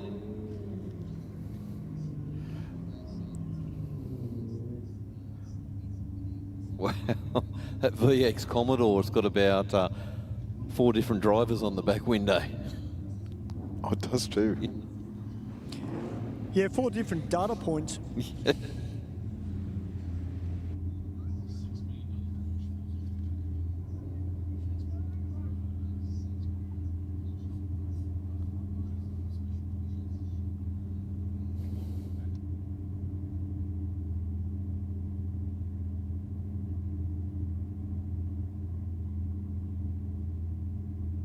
Actually, you know what, Mark, who we haven't seen for a while, and Steve, who we haven't seen out here for a while, is Mark Arblaster. Haven't seen Arby for ages. I've got to get in touch with him and see what he's up to.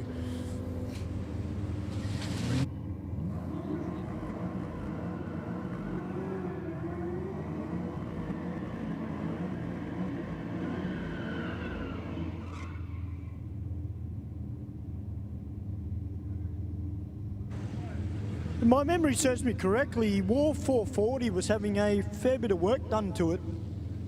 And his other Valiant Paw 440, which he has been racing it on the street machine circuit.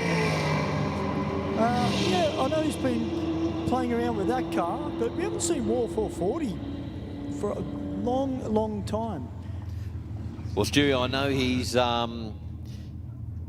he got one of the early NASCAR motors that was going into his later car, and he was doing a fair bit with development work on that motor. Oh, fair enough.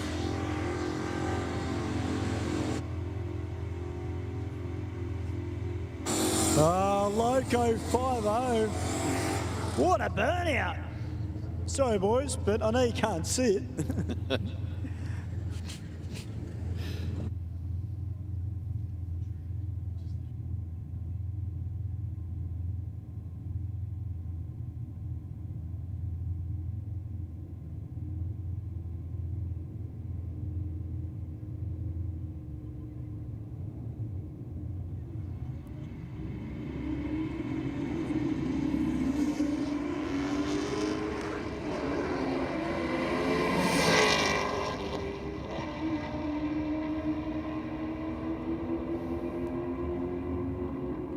.14.0, 113 miles an hour to a 15.2 at 91 miles an hour. Well, we got the big two-door valve back out again. He's up against the nitrous-assisted Commodore.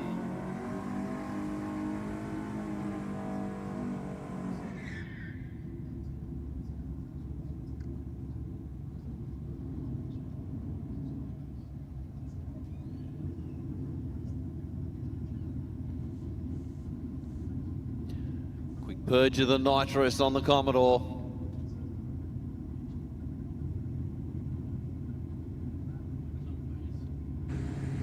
I was going to say, what is it with red Commodores and nitrous?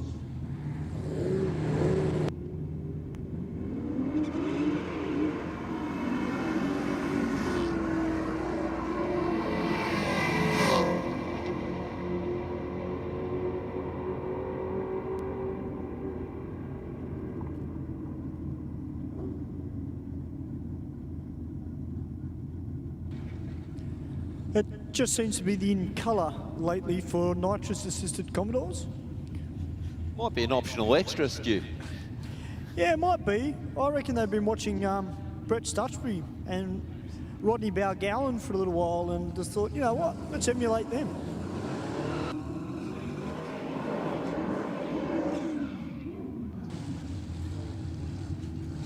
Well, nice stout burnout from the VF Commodore.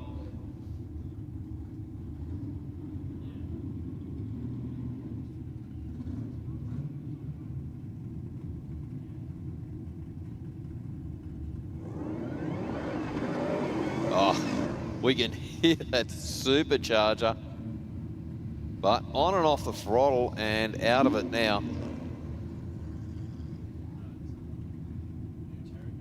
Hopefully nothing major with the car.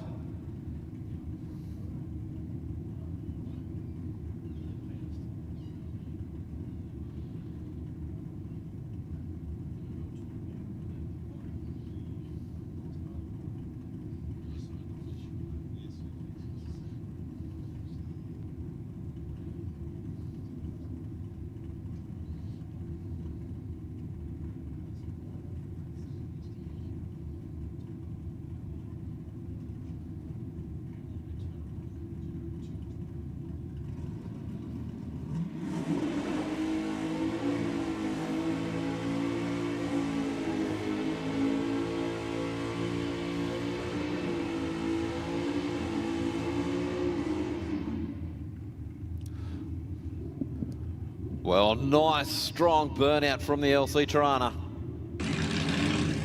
Does it bring back memories, Mark? It does, mate. It does indeed.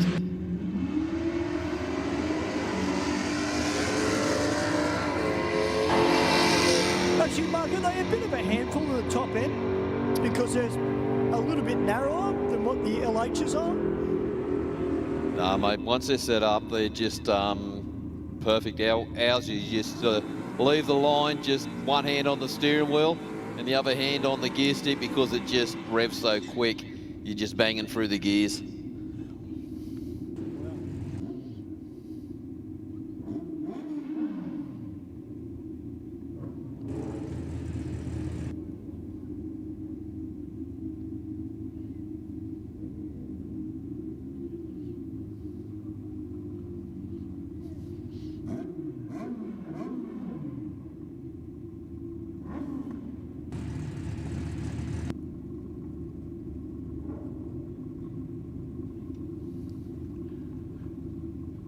Commodore is just rolling into the lights.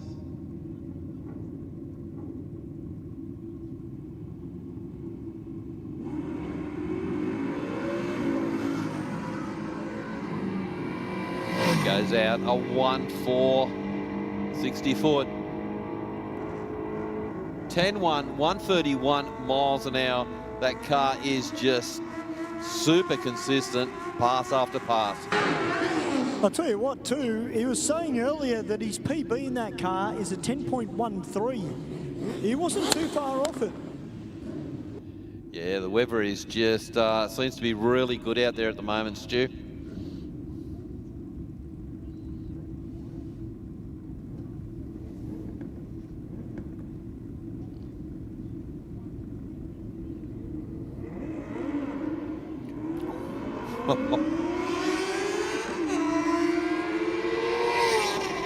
Very similar on the reaction times for both riders, and they both moved in symmetry to each other pretty much. And 11.26 with a 1 in the Aeroflow lane at 126 mile an hour. And 11.0 for the Rocket lane.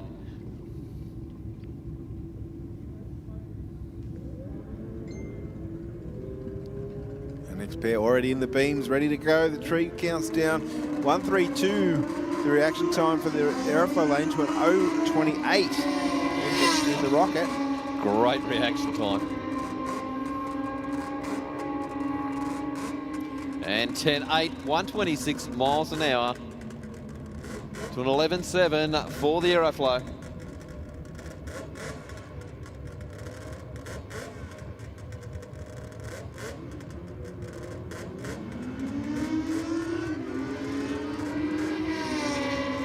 .96 for the Rocket. with a 177.60. Runs on through for a 970, 149 miles an hour at the top end. Oh, listen to that Kawasaki scream. He just has such great control over that bike. You can see him moving on the seat to try and keep the balance. Yeah. It's got everything. The bike's just fishtailing away and he just rides it. I wonder what it'd do with a bigger tyre. It'd probably bulk down, wouldn't it?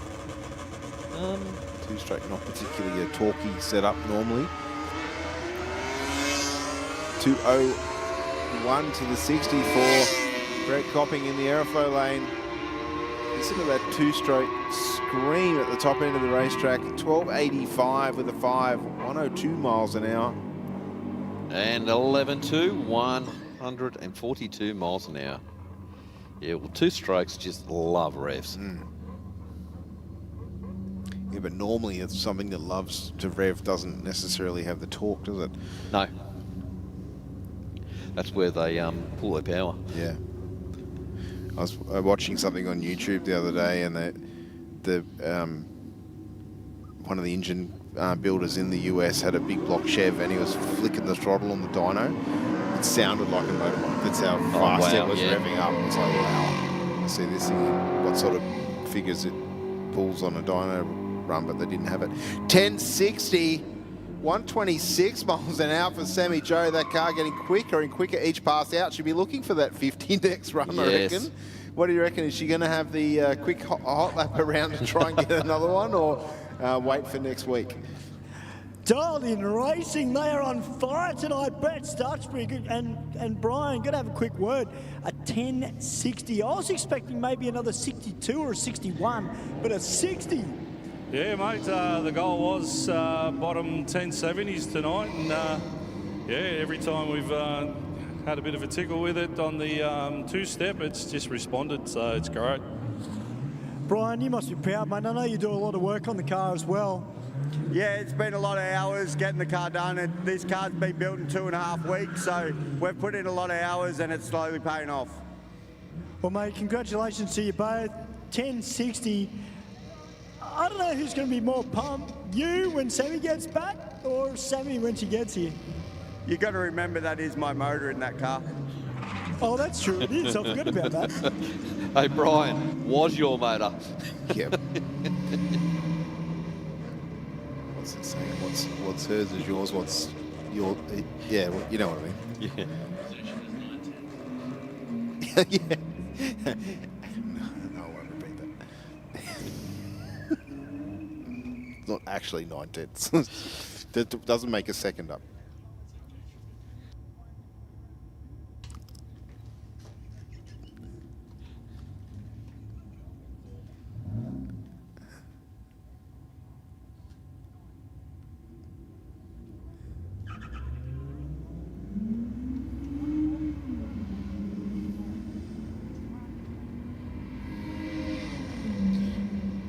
Too far away from our burnouts this evening, of course. As I said before, 2 gender reveals happening tonight, I believe. We do have all the burnout cars already lined up. Big burnout from the Corolla. This driver getting more and more aggressive, I think, each time out. Trying to test the limits of those factory parts.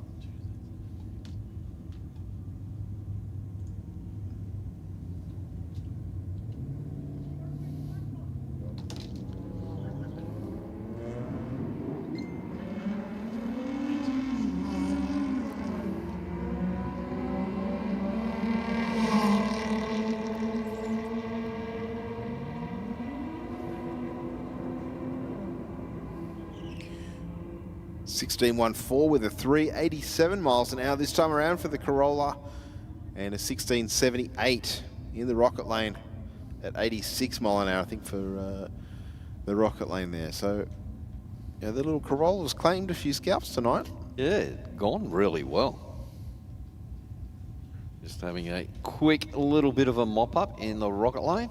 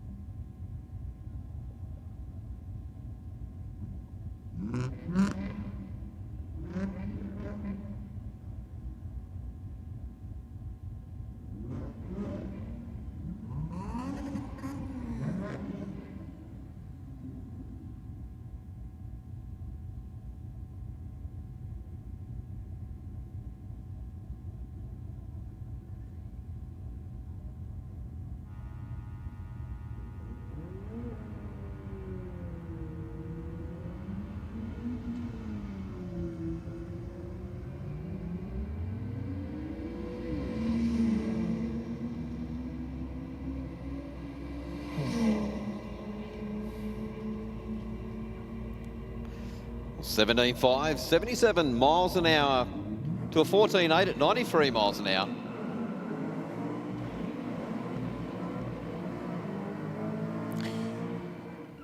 There's a bit of a teaser for next week, Mark, right now. It is indeed, isn't it? Falcon up against the Commodore.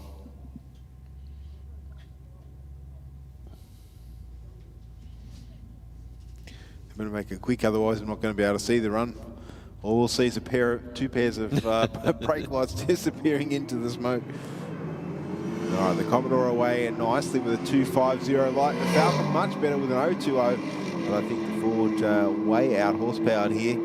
The Commodore runs on through for a 10.79 with a 124 miles an hour and a 13.27 mark in the rocket lane for the Falcon.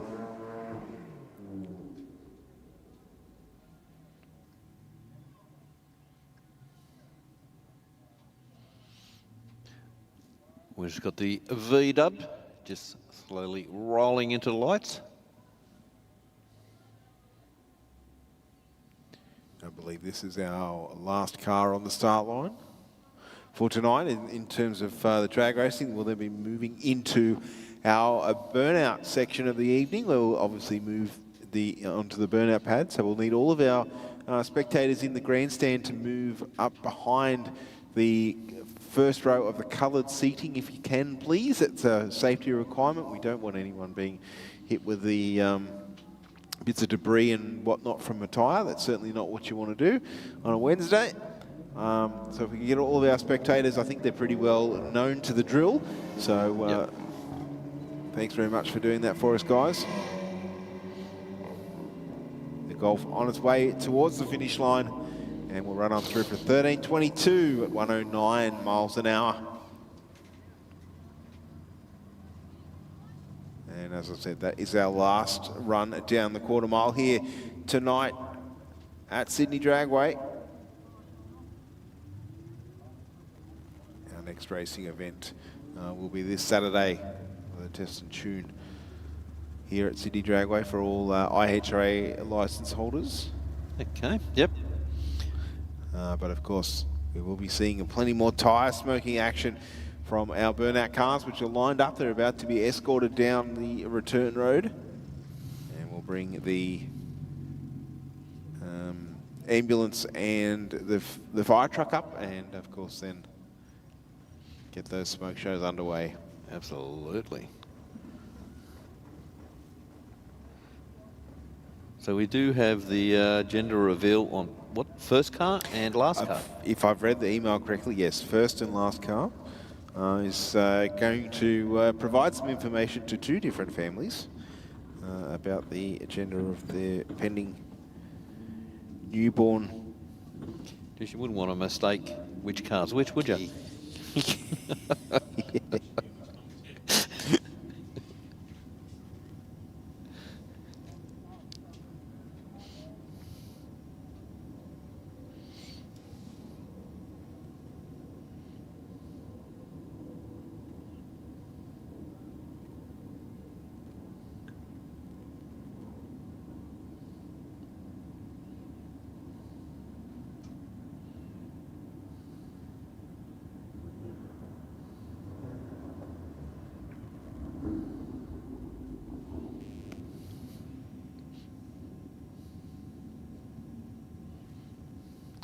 Is everybody ready to see some burnouts here at Sydney Dragway? I know our viewers online are definitely keen for it.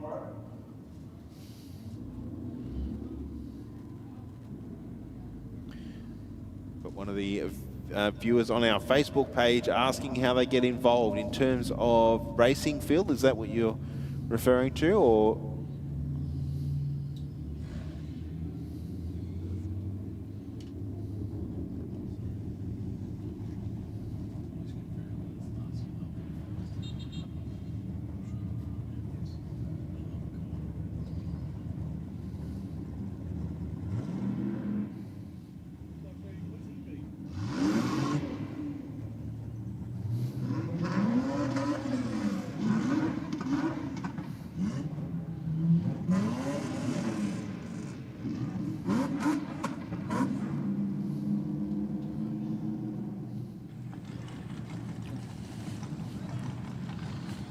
Well, I've been told by Baby Blown, Mark and Steve, that he cannot wait to hit the burnout pad.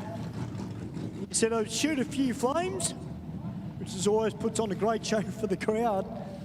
And hopefully they all get both tyres off. So there's some good cars in that lineup that are capable of getting 2 tyres off in under 3 minutes.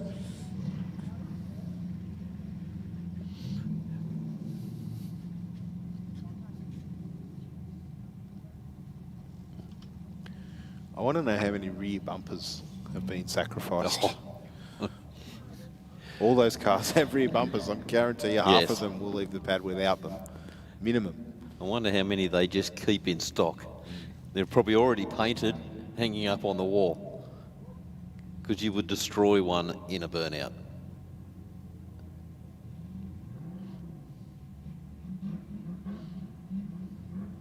Well, of course, Mark and Steve, if you've got a burnout car or a drag car and you need parts for it, you get in touch with Aeroflow Performance. No doubt they will have the part that you are looking for. That they sure will. I saw an email, Stewie, during the week. They've released their latest edition catalogue too. Oh, really? Yeah. So I've also been receiving several new emails for new product ranges that they're been bringing into their line. Of course, Rocket Industries moving a little bit further east in the same street that they've always been in. Yep. But not in there. They've moved to a bigger warehouse now, which has allowed them to stock obviously more parts. Which is great. Yeah. Yep. So they've moved to a much bigger premises, only a few doors up from where they were previously. Of course, just over the hill in Huntingwood here. Yep. And it's actually good because it's got more parking.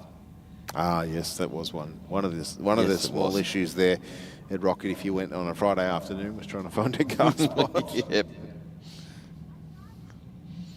Not having to contend with the trucks. Yeah. It's like trying to find a parking spot in the middle of Sydney. They don't exist. All right, looks like our first car pretty much ready to get sent by our starter down there. Yeah, this first car out to party.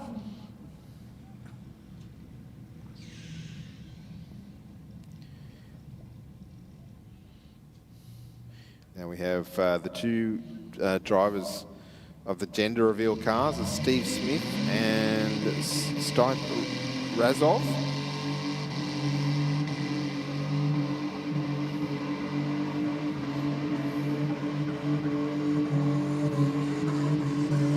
Good approach angle coming into the pad.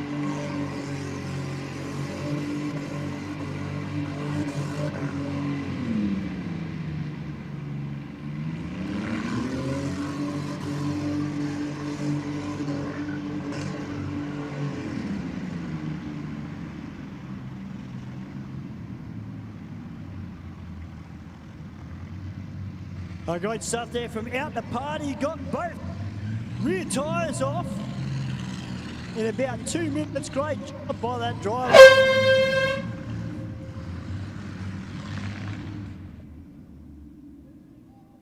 What a way to kick off the burnouts tonight. All right, next up on the pad, we've had the Holden.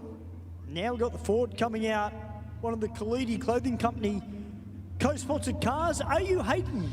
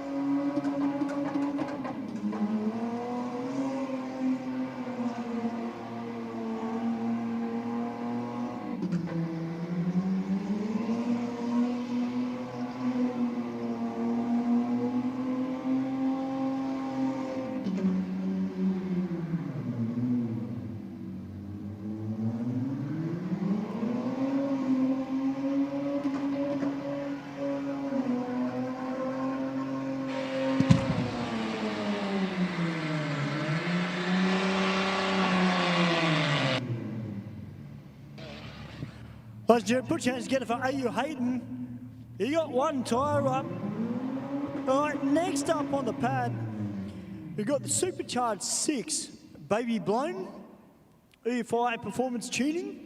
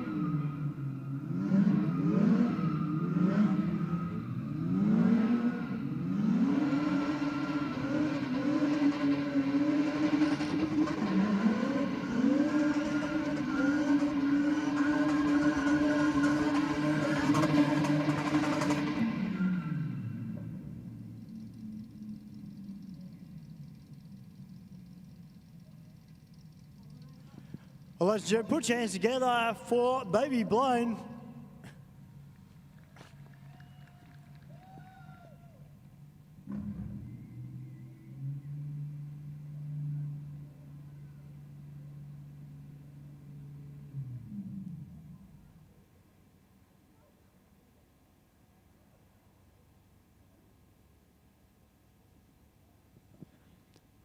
Looks like a few little issues there for the Supercharged 6. So we will have to get Baby Blown towed off the burnout pad. But I'm sure we'll see him back in the future.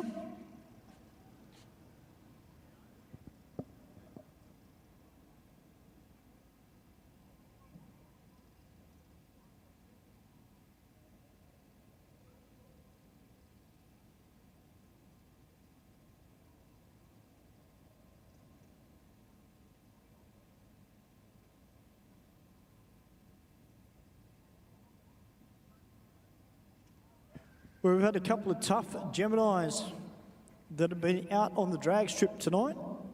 That turbo, little Isuzu powered little white Gemini, and of course the T&D Motorsport pink Gemini. But we're about to have the Misfire Motorsports Gemini with the number plates Blotto about to make its way out. This thing looks like it's going to be loud and it's going to be thrown just a little bit. It's all right, I'm half deaf anyway. Pretty much. I got to listen to him, so I'm half deaf. No, that's all right. I'm just joking.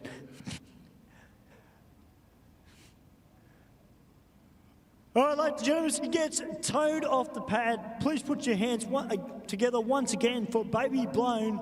He got out there and gave it a crack.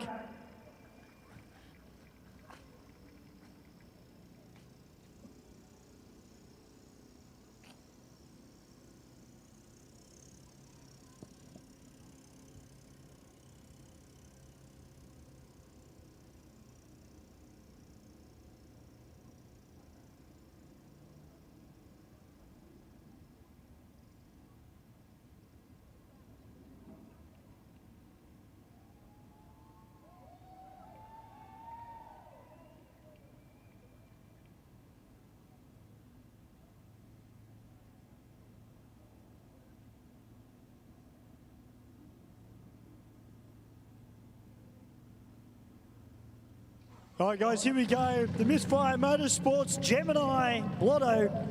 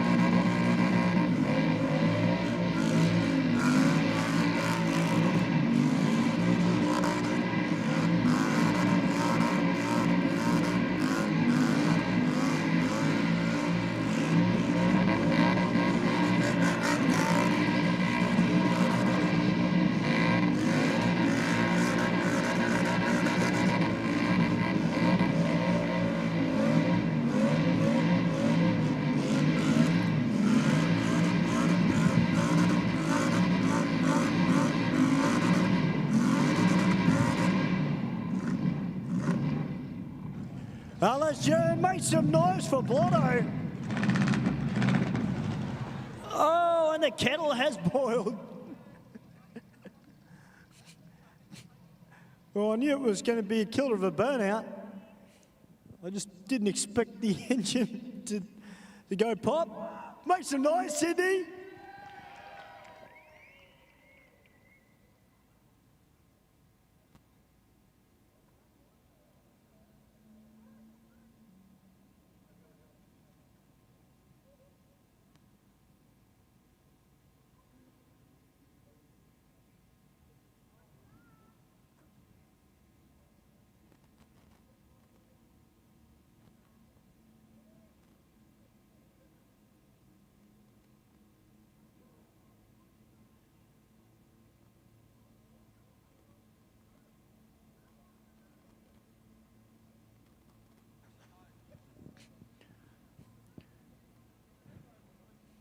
Just got to wait for the quad to come out so we can...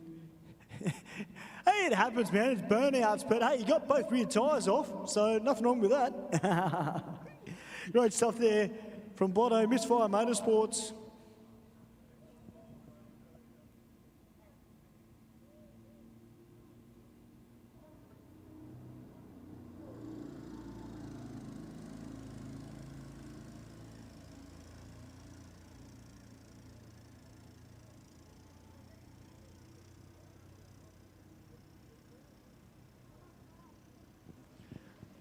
Well, Mark and Steve, thankfully, on the burnout pad, not on the drag strip, there's a fair bit of coolant that has come out of the car.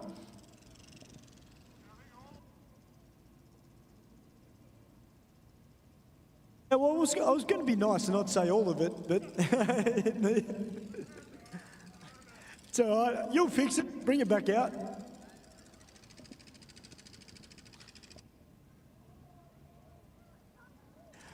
I'm wondering if any of our American friends are still watching the live stream.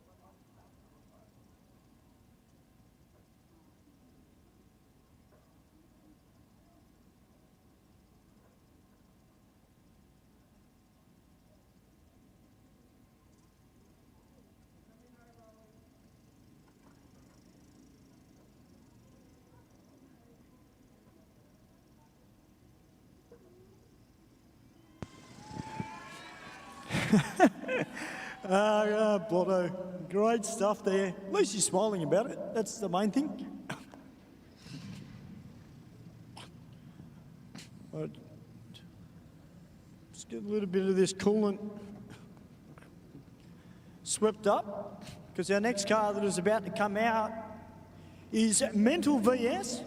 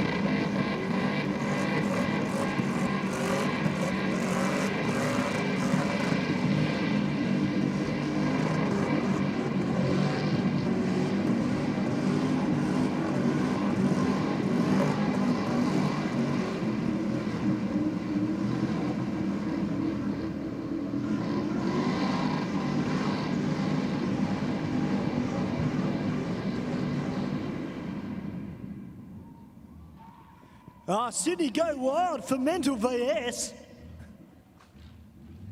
What a burnout. All right, next up on the pad, we've got the gender reveal. Now, I'm thinking it might be a girl. I'm generally wrong when it comes to gender reveals, but I'm feeling good about this one. Although, Mark and Steve, this ute is way too clean to put on the burnout pad.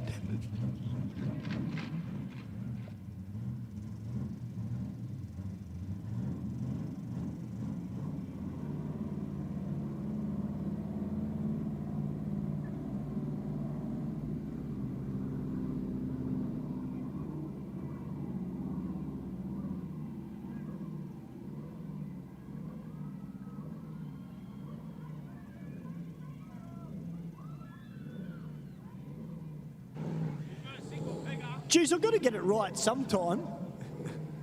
Congratulations to the family, little baby boy.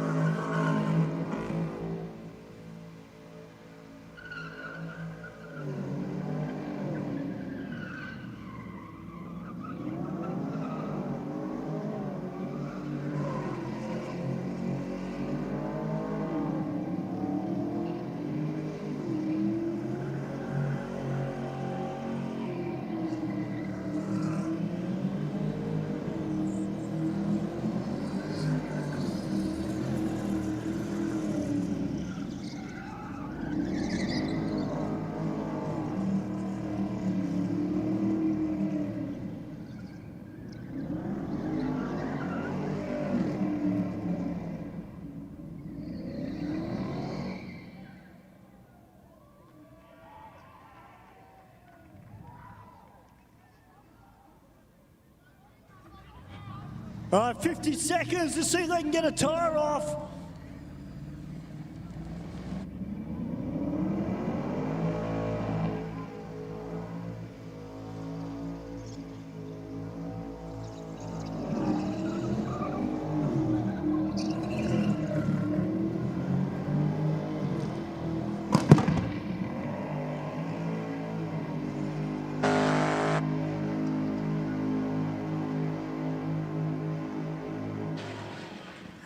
Well, put your hands together, ladies and gentlemen, a baby boy, and managed to get one tyre off it.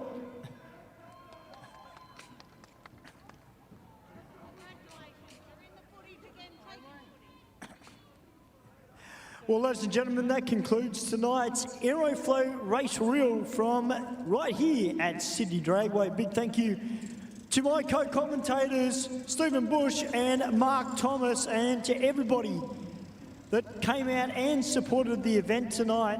It was a good night of racing and a good night of burnouts as well. I'll hand it back to Stephen Bush to wrap it up. Thank you very much, Stu. A fantastic work outside there tonight. Just reiterating what Stu said, thank you to all of our staff here at Sydney Dragway that keep the racing going as quickly as possible and as safely as possible. Thank you to all of our patrons that came out to Sydney Dragway to watch the racing live. Thank you to all the people that joined us online as well. Had some good laughs tonight with some of the comments being made on both the YouTube channel and our Facebook page. Look forward to working with you again next week.